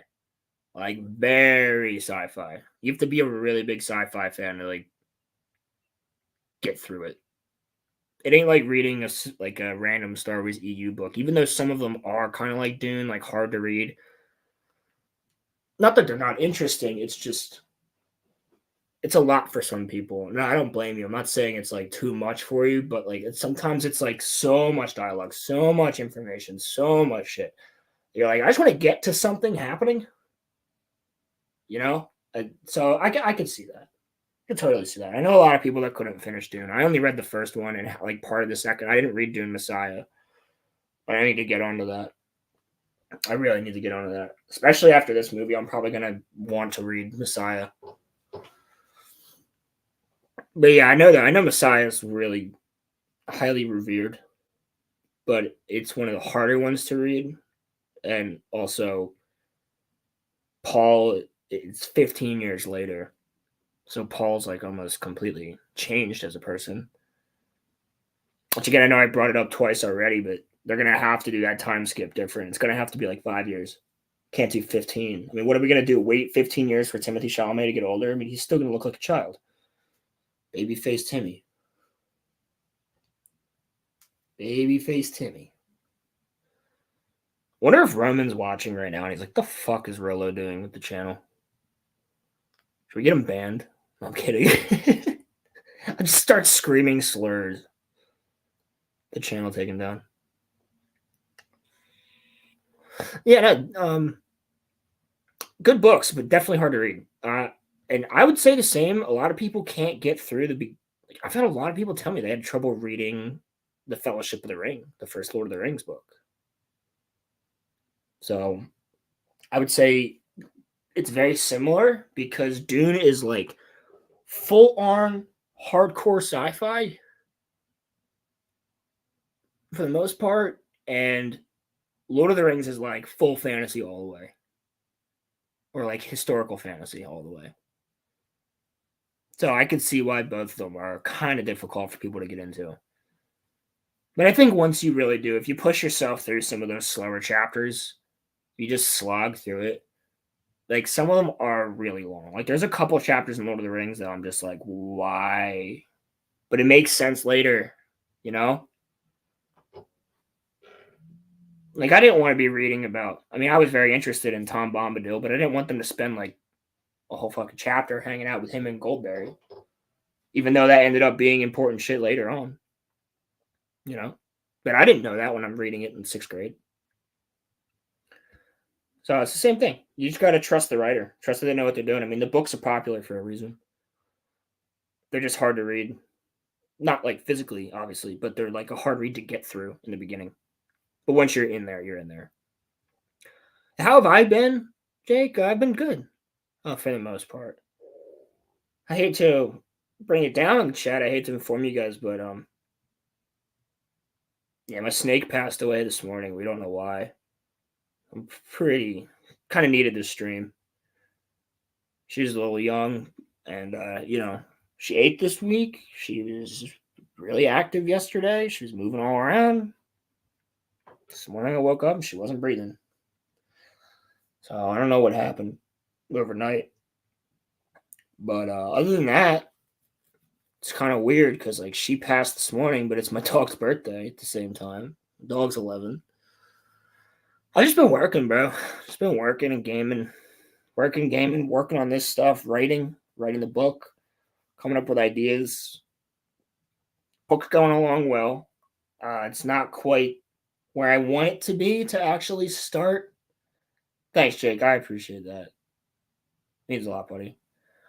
Yeah, she's my little homie. I had her for like 4 months. I don't know, or 3.5, almost 4 months. I don't know what the fuck happened. She's always active, always fine. It's just, it is what it is being a pet parent sometimes, man. It just sucks. Sometimes you can't do anything. It's so hard with reptiles. So hard to tell if something's wrong. You don't even know. I mean, she was already like almost a year old. She could have had some health issue I didn't know about. I kind of took her in. So that sucks. But yeah, I mean, I haven't even, anyway, back to like what I'm doing. I mean, with the book stuff, tons of really cool ideas that I think people are really going to like once it's implemented. Just trying to figure out how to implement that stuff. And I've written a lot of paragraphs. It's where I want to start. That's my problem. There's a couple things I want to, like, I'm deciding whether or not I do a start where it describes the entire world and everything going on, similarly to the beginning of the Fellowship of the Ring, or if I just start it and stuff gets explained as you go along, which I think might be better. Because it's going to start with a cliffhanger. Like, it starts with something that you're like, wait, what? And then that continues. So, and that becomes important way later on down the line. Way later down. Like, you'll see something in the very beginning of my book that is not talked about for a while. But it will become remarkably important. You'll be questioning it. Trust me, like, you'll be sitting there questioning it. Like, what did that even mean? Why was that there? What was the point? It'll come into play. I think that's where I'm going to start it. But I just have to rewrite it. Do a lot of rewriting. Yeah, that's basically what I've been doing. Just a lot of writing, working, doing some gaming when I have the chance, and streaming. Streaming with you guys. Having fun.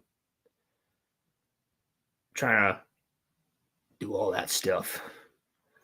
Doing all that stuff. Yeah. Cleaning fish tanks. It's another thing. It's funny. I spend my days off doing exactly what I do at work. Cleaning the fish tanks. Parents are doing all right. Mom was in Colorado last week visiting her best friend. So she got a little girls trip there. The two of them. Pops has been chilling. A lot of medical stuff all the time. You know how it is. It's like almost every other day he's somewhere. But actually, I think he just got home from the hospital. He's there every day almost. But keeps his spirits up. Oh, he got a smile on his face for the most part. He's pretty upset this morning with Snake Pass, though. He loved watching, like, because she's downstairs now, and he loved it. He fucking loved it, man. Yeah, sucks. Parents are doing good, though. Fam's doing all right.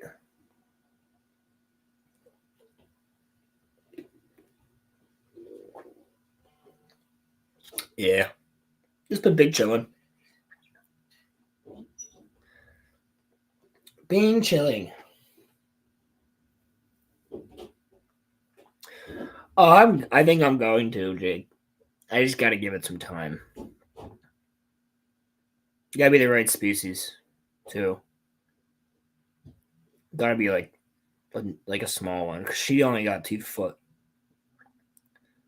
So she only gets 2. If I have one that gets anything up to or less than 2 foot, I'll be fine. Because I'm not buying a whole other tank for a bigger one. I liked her because she was like a small species. She's perfect, and she only ate crickets, which is the same thing that my lizard eats. So it's perfect.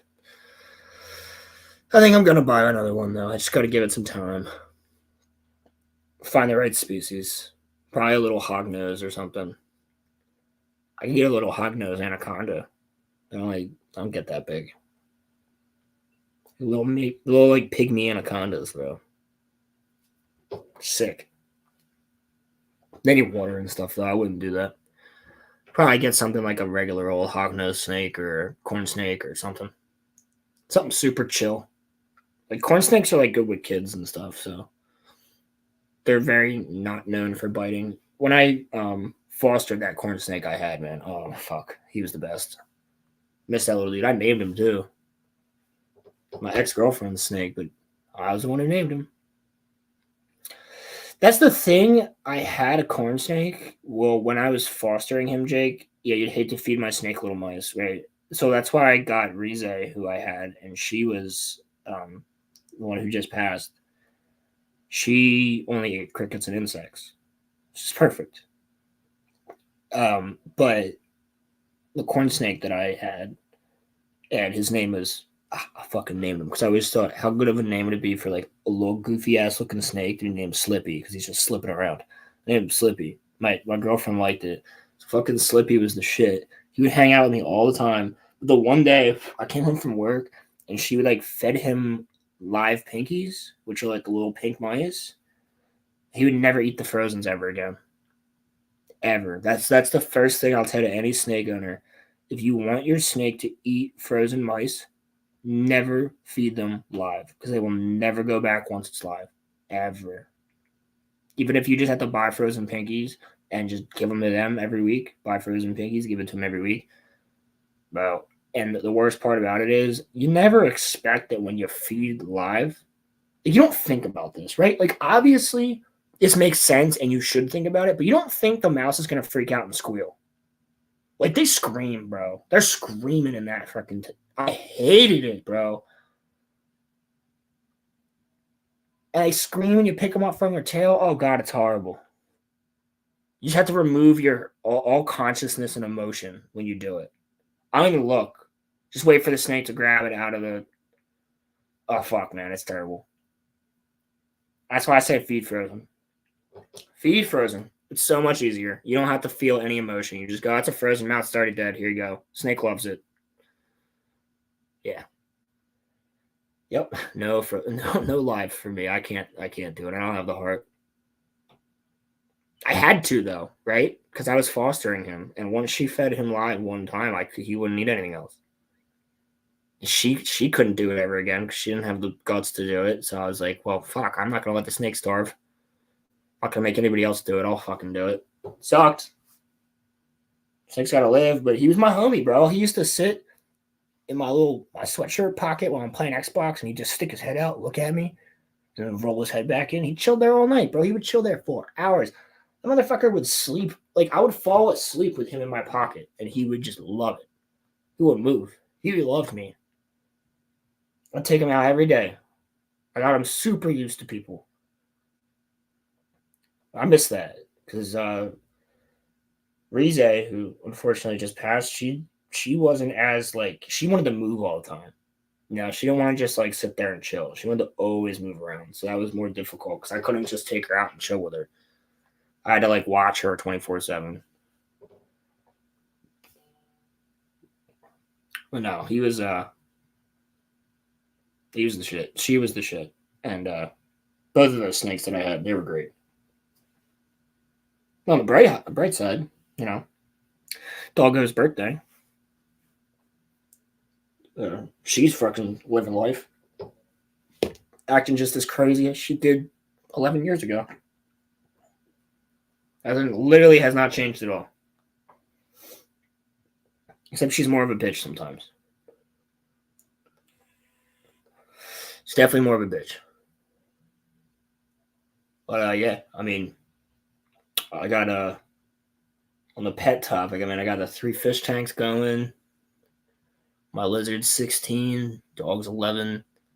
I just got some cool ass fish the other day from work. We got these miniature fucking called half beaks, but they're like a mixture between a pike and a gar, like an alligator gar. Looks so freaking cool, dude. But they're like dwarfs, so they're only like 3.5 inches max. They're so fucking sick. I got a beautiful looking tank right now downstairs in my 30-gallon. My 15 planted is cleaning itself. The plants are doing good, and the animals in there are doing good. It's basically cleaning itself. I just have to change the filter every now and then, and I got my little nano tank, which I got to clean the fuck out of. It's like 2.5 gallon. But everything in there is alive. It's just dirty. I think I lost one of the crabs that I had in there, but I fucking love my job, man. The only problem is the blessing and a curse working where I work. Yeah, you can do a lot with 3.5 inches, Jake. But just ask my ex-girlfriend. But yeah, no, everything else is fun. But yeah, like I said, blessing and a curse working at my job because I love it, but I always spend money there. I always come back with something. That's why I've like gotten my tanks to like where they're like max bio load. Like I can't put any more animals in there. So I've kind of like maxed myself out purposely. Because I know when I see something else, like, fuck man, we got these things called butterfly fish in. Look them up. They look crazy. But they'll eat stuff that stays by the top of the water. And I have, because once they get bigger, they'll be more aggressive. They don't go after anything mid-level or like lower level usually. But anything at the top, they'll go after. And I have some really good looking fish that only chill by the top, so I can't get one. I was like, fuck. It looks so freaking cool. So freaking cool. We get some crazy shit at my job, dude. Some crazy. We got a freaking arapaima yesterday. Thing is the biggest freshwater fish on the planet. Things can exceed like 6 feet long. Strictly freshwater fish, I should say. One of them gave Jeremy Wade from River Monsters permanent heart damage for the rest of his life because it jumped into his chest. And their head is armored. They're an ancient species of fish. They're part of the armored fish family. So their head actually has bone on the outside. And they can travel at a velocity of like, I fucking forget what it is. It's super freaking high, like a bullet.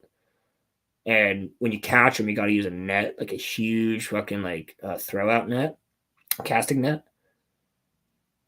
And one of them got out of the casting net and just dove, and they can jump like 6 foot in the air too. This thing launched and hit him right in the chest, point blank, from like a foot away. And you like go to the hospital, all this fucking shit. He couldn't breathe, broke 3 of his ribs, broke his clavicle, I think, and caused him permanent heart problems for the rest of his life. I'm like, yeah, we got this fish at my store. Anybody want to buy them? I mean, right now the thing's a foot long, but I mean, it'll get the size of a 6.5 foot man. About as heavy. But you know, some people, man, some customers buy the craziest shit. We have a fucking baby caiman there right now. Dwarf alligator. She's a sweetheart. She's like a foot long too. She loves us. We feed her every day. She'd be chirping and shit, and you go to put in her food or raw chicken. She's loving it. But somebody will buy it. They'll get like 4 foot. It'll be your little water dog. And that's what they are. Caimans are chill. Anybody ever tries to tell you that reptiles don't have personality, you're wrong. They're wrong. Take it from somebody who works with them and who has had them. I don't even know what I'm talking about at this point. I'm just babbling on. Ramble on! Sing my song. Just keep on rambling. Demonetized. Demonetized. Channel taken down. Yeah, now at this point, The stream is just a fucking goofball. I'm surprised there's still 4 of you chilling here. I think one of you just keeps coming back to check and see if I'm alive. Or if I fell asleep on stream. It's probably Roman. Just keeps hopping in and be like, the fuck is he still doing live on my channel? You know what, buddy? The show must go on, my friend. Just because we only had an hour and a half with my co-host doesn't mean. Wait, you have a character in your book who's a reptile summoner, Crimson? I thought it was a goofy idea. No, it's not. Pain did that with the chameleon in Naruto. Pain can summon reptiles. Jujutsu Kaisen Fushiguro can summon reptiles too. Bro, and then you can make one of his ultimate moves, ancient reptiles. Could summon dinosaurs and shit. That's a cool idea. You got snakes, lizards, turtles, any dinosaur. You could even incorporate like flying dinosaurs. Aquatic dinosaurs like mosasaur. Gators. A lot of cool shit you could do with that. I don't think that's a goofy idea. I think that's a pretty cool idea. Summon king cobras, black mambas, the giant alligator that used to exist, or crocodile, something sucus. Crap. I used to know the name off the top of my head. Yeah, there's a lot of cool shit you could do. Oh, you need a ride? Let me just summon a mosasaur. We can get across this river or this ocean. Yeah, bro. Yeah. Could definitely do some cool shit. Bro, Crimson, how that motherfucker summon dragons? What? Dragon's a reptile? That could be one of his ultimates. Fucking dinosaurs and dragons. Crimson's like sitting there like, fuck, I need to write this down. Oh, man, that's a cool idea. I don't think it's goofy at all. I got some ideas in my book I think are goofy. The Mayan calendar has to do with my book. Just not in the way that you guys expect. 2012 is a thing, but not in that way. The power only works on creatures they've met, but they have a love of reptiles. What if he meets a dragon at some point? Or what if he's given the knowledge? Oh, they're off limits. What if he's given the knowledge to like there's got to be a way that you can. I don't think it's quite a goofy idea because like you can do a lot with reptiles in general, but let's say think of it. They can summon a basilisk. I think I remember you maybe mentioning that to me, which I think is sick. So what if there's like a level to it, right? You know how like earthbenders are fucking badass, but Toph figured out the next level in metal bending. What if his level is like, I can summon the basilisk, but eventually like either the basilisk talks to him kind of like Kurama talks to Naruto, or he learns this technique from somebody like how Katara learns blood bending, or like something like that, and then he's able to summon ancient reptiles. Only every once in a while though. But he can do it, but it takes out like a lot of his energy. But it's like a secret technique from his clan or wherever. It's like an ancient secret technique to summon like a dinosaur or something. How do you feel about that? Because I mean, the basilisk could definitely like swim. It could get him places, I would assume. Giant turtle could get you places. Oh, interesting. It would be easier for me to explain the mechanic in person, but they can use this power on people too. I wonder how that works. Because that could be OP. I mean, use the power. Is it like manipulate? I mean, you just said it'd be easier to explain when we're talking, but like any living thing really with certain limitations. But it has to revolve around reptiles in some way? Or does the basilisk do something that causes control? I could see that. I'm liking this idea, though. I don't think it's a goofy idea to have somebody who can control reptiles or summon reptiles. That's fucking sick. Oh, he just likes reptiles. He just has a specific affinity for them, but his ability works on nearly any living thing. Okay. There's like a parcel tongue from Harry Potter, but like in a different way.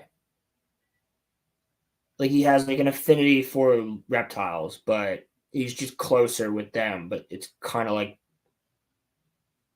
he's still able to use his powers, but he's just closer with reptiles than any other living thing, is what I'm assuming you're saying.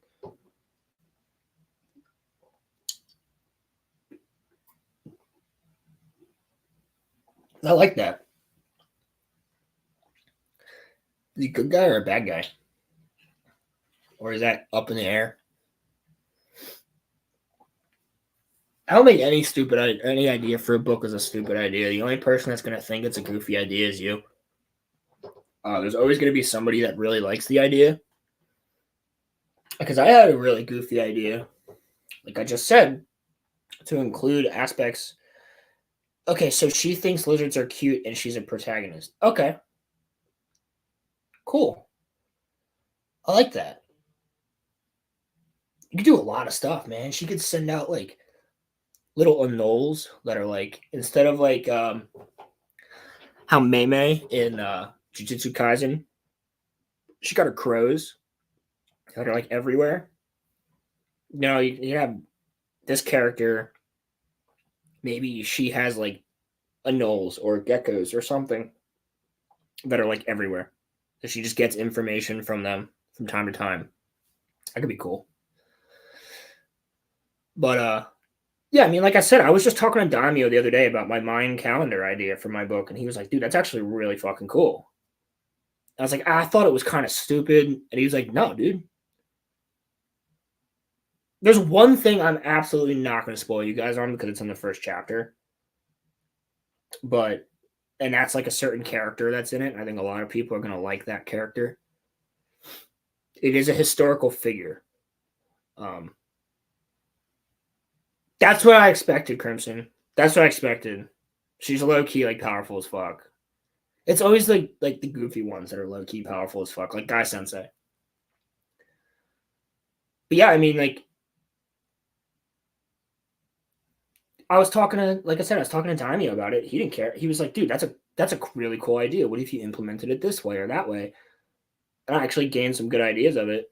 Because no matter what, when you're writing, you're going to go, oh, that's dumb. But like until you talk to people that are also like creative or also writers or just people that aren't at all, like family or friends, and say, hey, what do you think about this idea? They might go, that's fucking cool, man. Whereas you think it's stupid, but then a lot of people are telling you that's a good idea.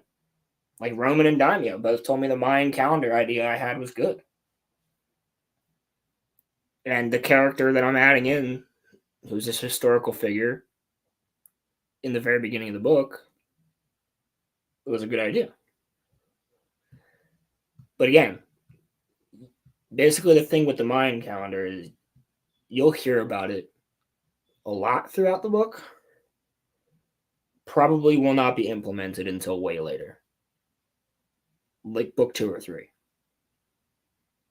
It's like an endgame thing. Not fully, but it's like it's not a MacGuffin, but it's like something that's very important for some of the later stuff that happens in my outline. But the character that's developed in the very beginning, the historical figure that most people know of, there's a song named after him. Just give that as my hint. But he's going to be very important throughout most of the book. And then certain things are going to happen. He's a Palpatine-esque character, but not necessarily bad, not necessarily good. You know? But like smart like Palpatine, I should say. Never really know where his true allegiances lie. Or why he's even there. That comes to fruition later. But if you guys like ancient civilizations and history, you'll probably really like this. Yeah, you know who I mean, Crimson. I did tell you who it was. Yeah, I did tell Crimson. I forgot about that. Because him and I were talking about our books the one night off stream. But yeah. Important character. Be very interesting stuff. Wow, so we've gone like a lot longer than I thought we would with just me. This has been fun. It's been interesting, guys. Bring 3 things on a deserted island. What am I bringing?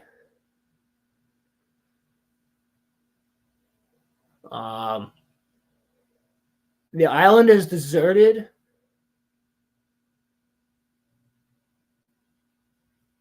Is there trees?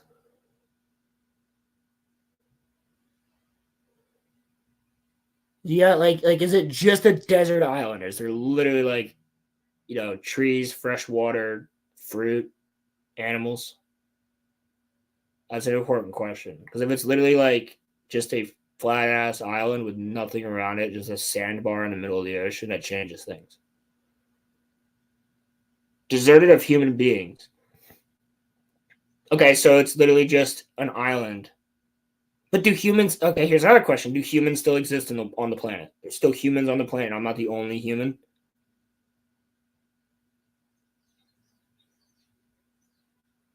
Am I the only human on the planet, or no? Because that changes everything.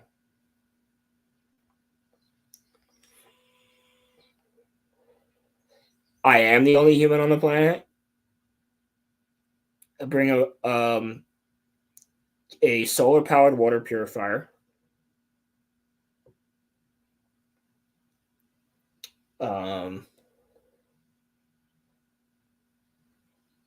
Solar powered water purifier. I bring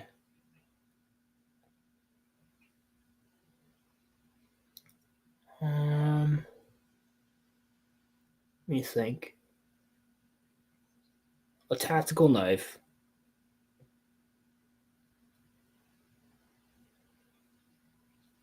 Some sort of large tactical knife that I can use for whittling.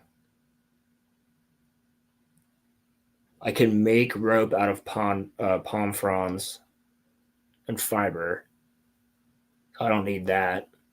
I could start a fire on my own. I don't need that. A spear for fishing. I don't need that. Make a bow. Don't need that. Don't need a tent. Could make that.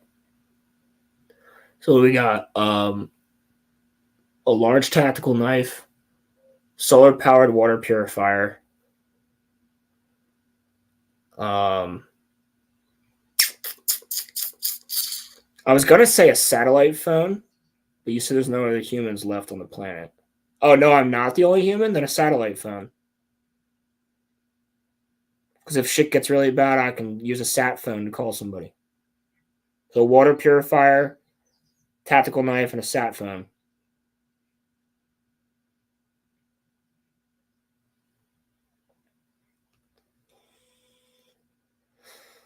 There's my answer.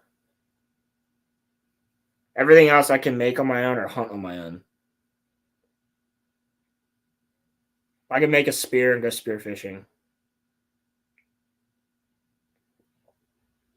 I can eat the fruit on the island. I can cut open stuff with the knife. I can purify my salt water with the water purifier. And if shit gets really bad, I can call with a sat phone. So that's it.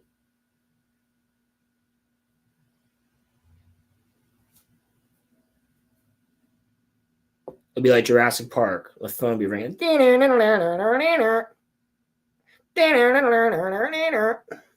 be a giant pile of Spinosaurus shit.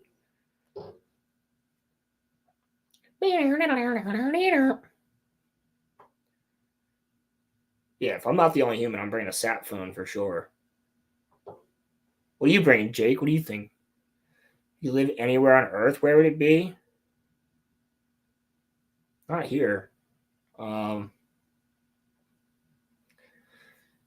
Honestly, A lot of people would expect me to say like the mountains of like Japan or somewhere like that. Probably the Midwest, the United States, to be honest with you. I think it's a pretty great place to live because I've been there. It's beautiful. But realistically, that's where I would probably end up being. But if I could live anywhere, I mean, yeah, I'm gonna choose like somewhere beautiful in Japan or, not to mention the culture there I really like. But if not there, probably somewhere like Germany. Probably be it. Germany or Italy. Back in my roots. Knife, fire starter, and a bottle. See, but you don't need a fire starter or a bottle. The reason you don't need a fire starter, and you won't have to boil water if you have a water purifier. And usually the water purifier is going to have some sort of container that the water drips into. So therefore you're drinking out of that container, right? You'd also bring a knife. Fire starters run out. They run out of flint. And the steel dulls. So to start your fire, make sparks with 2 rocks. It sucks, but I know how to do it if I had to. So that's why I'm not bringing any form of fuel like that runs out, because I could just keep getting rocks and making fires that way. Or I've even started a fire the old-fashioned way with a fucking piece of rope on the stick, which you can make rope from palm fronds and fibers from a palm tree. And then you just pull it back and forth on top of the wood. You know that thing where they take the wood in between their hands? They go like that? That starts the fire. It's friction. It's a way to start a fire through friction. So I'm still going with knife, water purifier, satellite phone. Satellite phone gets people on their way if you need them. Definitely sat phone.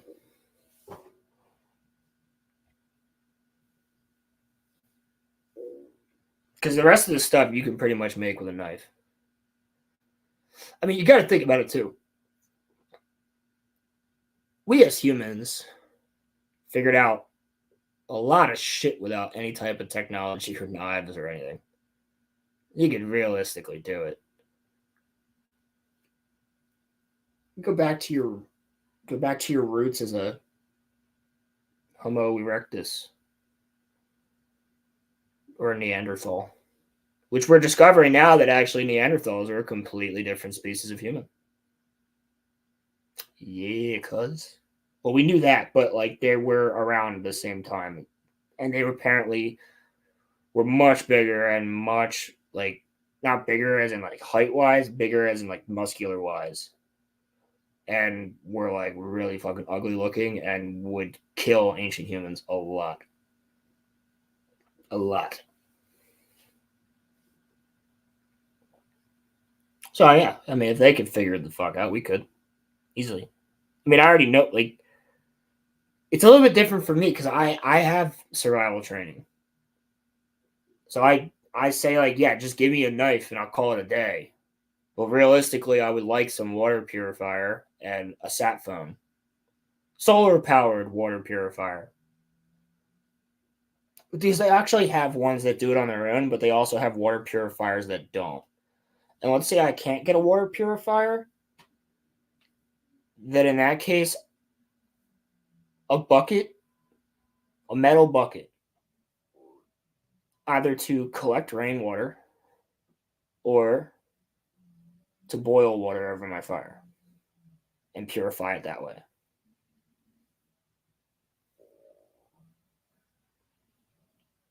Because if you boil river water, you can drink it. I mean, you might still get a little bit sick, but if you boil it for long enough, you'll kill all the bacteria in there and you can drink it.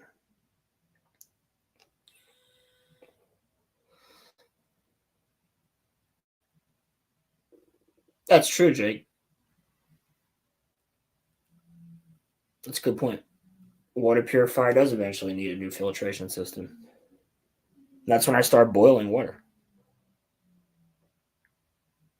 After the filtration runs out. But there's ways to clean out a filter.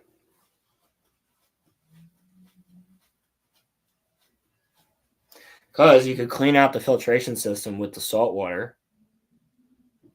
And once you cleaned it out with the salt water, you can boil the filtration system to kill all the bacteria on it. Put the filtration system back in. It's just not going to have the charcoal filtration. And you'd only be able to drop it in the boiling water for like not even a minute. You can make it work though. Wouldn't work for forever, but you can make it work. A lot of water purifiers, their filters last a really long time. But that's also assuming you're not doing it every single day. But then again, a lot of these ones are more efficient, and some of their filters can last like months. That's why I got the sat phone, though. If shit gets really bad, I can call on a sat phone, get picked up. But if we're assuming that that's not possible, I'm bringing extra filters. Yeah, you definitely could. You'd end up drinking a lot of sand. You just have to do it the right way. You'd end up drinking a lot of sand, though, probably. So that's going to get through, no matter how fine it is. Yeah, you could. Unless it's wet, like, unless it's, like, completely, like, hardened, soaked sand, you might be able to get away with that without drinking a ton of it. You'd still probably be drinking some sand. Well, Jake, we did that. Oh, crap, you weren't there. The environmental trip in senior year of high school, they had a water filtration system that was all natural. It's one of the things that they had in their lunchroom. Just an all natural filtration system. It was just rocks and like really tiny fine pebbles. It was a whole hydroponics thing. It is possible. It's not easy to do. I know how to attempt it. I don't know how to do it. I could, attempt doing that if I had to. Yeah, you weren't expecting me to say satellite phone, though, were you? That's why I had to ask. Because if I'm the only person on the planet, no need for a sat phone. I'll bring something else. But if I'm not the only person on the planet, bringing that fucking sat phone, boy. Bringing that sat phone, boy. That's very true. You can learn pretty much fucking anything on YouTube. I don't have YouTube, though, on a desert island.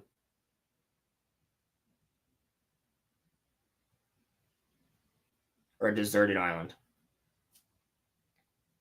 That's what I'll bring. I'll bring a solar charger in my phone so I can watch YouTube the whole time. I'll watch YouTube videos. I'll watch the videos of the little fucking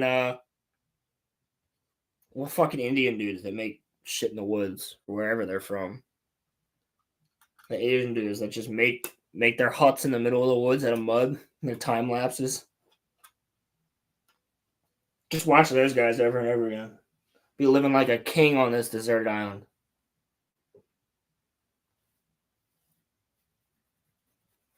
Yeah, I mean, all you really need, though, is, like, clay and water. You can make a ton of shit. You like dirt, clay, and water. You can make yourself an oven. You can make yourself a fucking house. You can make yourself a pool. You can do anything, bro. You are set for life. Set for life. If you had to be. It'd be very boring. You'd be doing a lot of work constantly.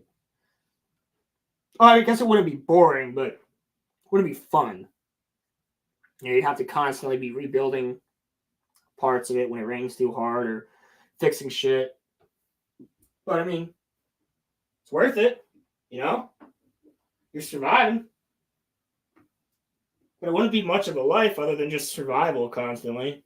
It'd be very much like living back in ancient times.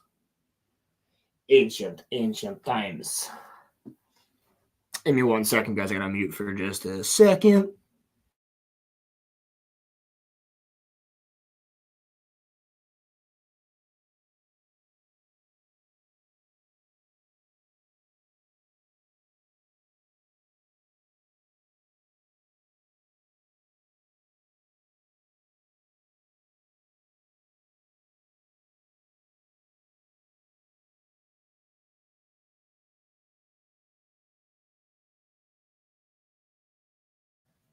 I apologize, chat.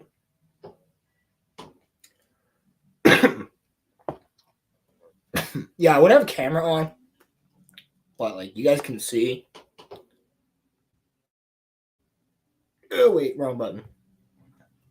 This light is like a pain in the ass. So I'd like lean up here to not get blinded by the sun, or lean all the way back here. I mean, I don't mind. I just feel like it looks terrible. Like the lighting is so freaking weird. That's why I'm just keeping it off right now. Hopefully, I'll have curtains next week up here on these again. By the next time you guys see me, so it won't be like blinding you with the light of the winter sun, which is almost behind the tree and not quite there yet. I've been waiting. Wow, so Roman got off about 2 hours ago. What do you guys think? You guys enjoying it? How am I doing? Am I doing all right? I don't think I'm doing too bad. I know he got off like an hour and a half ago. No, wait. Yeah, it's 4 o'clock. So like, yeah, 2 hours ago. Shit. We've been going for a while, guys. Fuck, we talked about a lot of stuff after he left. I think I'm going to cut it in a few minutes now. Probably around 4 o'clock. Because I got to get some stuff done, get ready for Dune. 6 o'clock. But this has been a great show today. I really appreciate you guys hanging out with me, even though Roman had to go. I had my day off. This has been a wonderful way to spend it. I got my Dune popcorn bucket. See you later, Jake. Thanks for coming in, man. Good questions. Good questions as always. I like how Jake shows up with just random questions sometimes. It's a fun topic, fun random topics to talk about. And I want to give a shout out too to anybody watching on Twitch and Kick. You guys freaking rock. Do nothing but help us. And to the few of you that are out there right now, you are the best of us. Thank you very much. And everybody here on YouTube, as always, you guys are truly amazing. We couldn't do any of this without you guys. We have such a blast doing it. I know today's been a really weird show because we had Roman for like the first hour and a half, maybe 2 hours, maybe an hour and 45.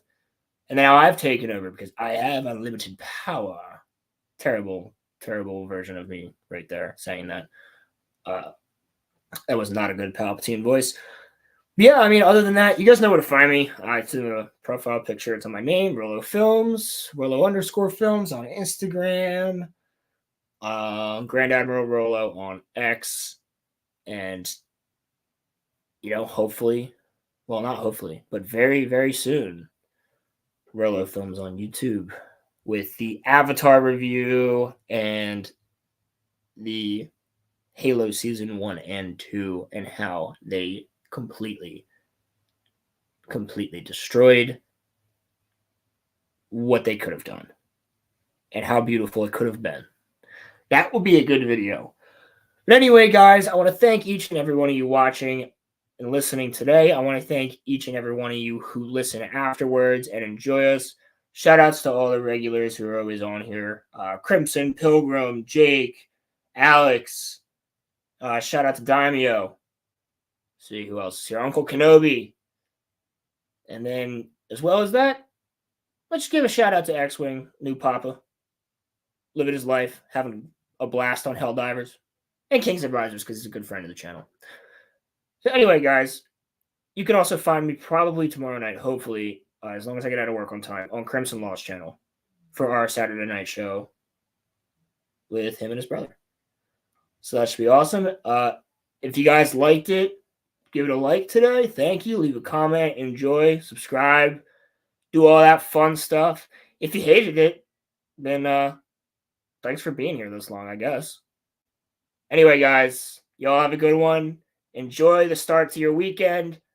Have a great rest of your night. Hail, chat. Much love. Peace out.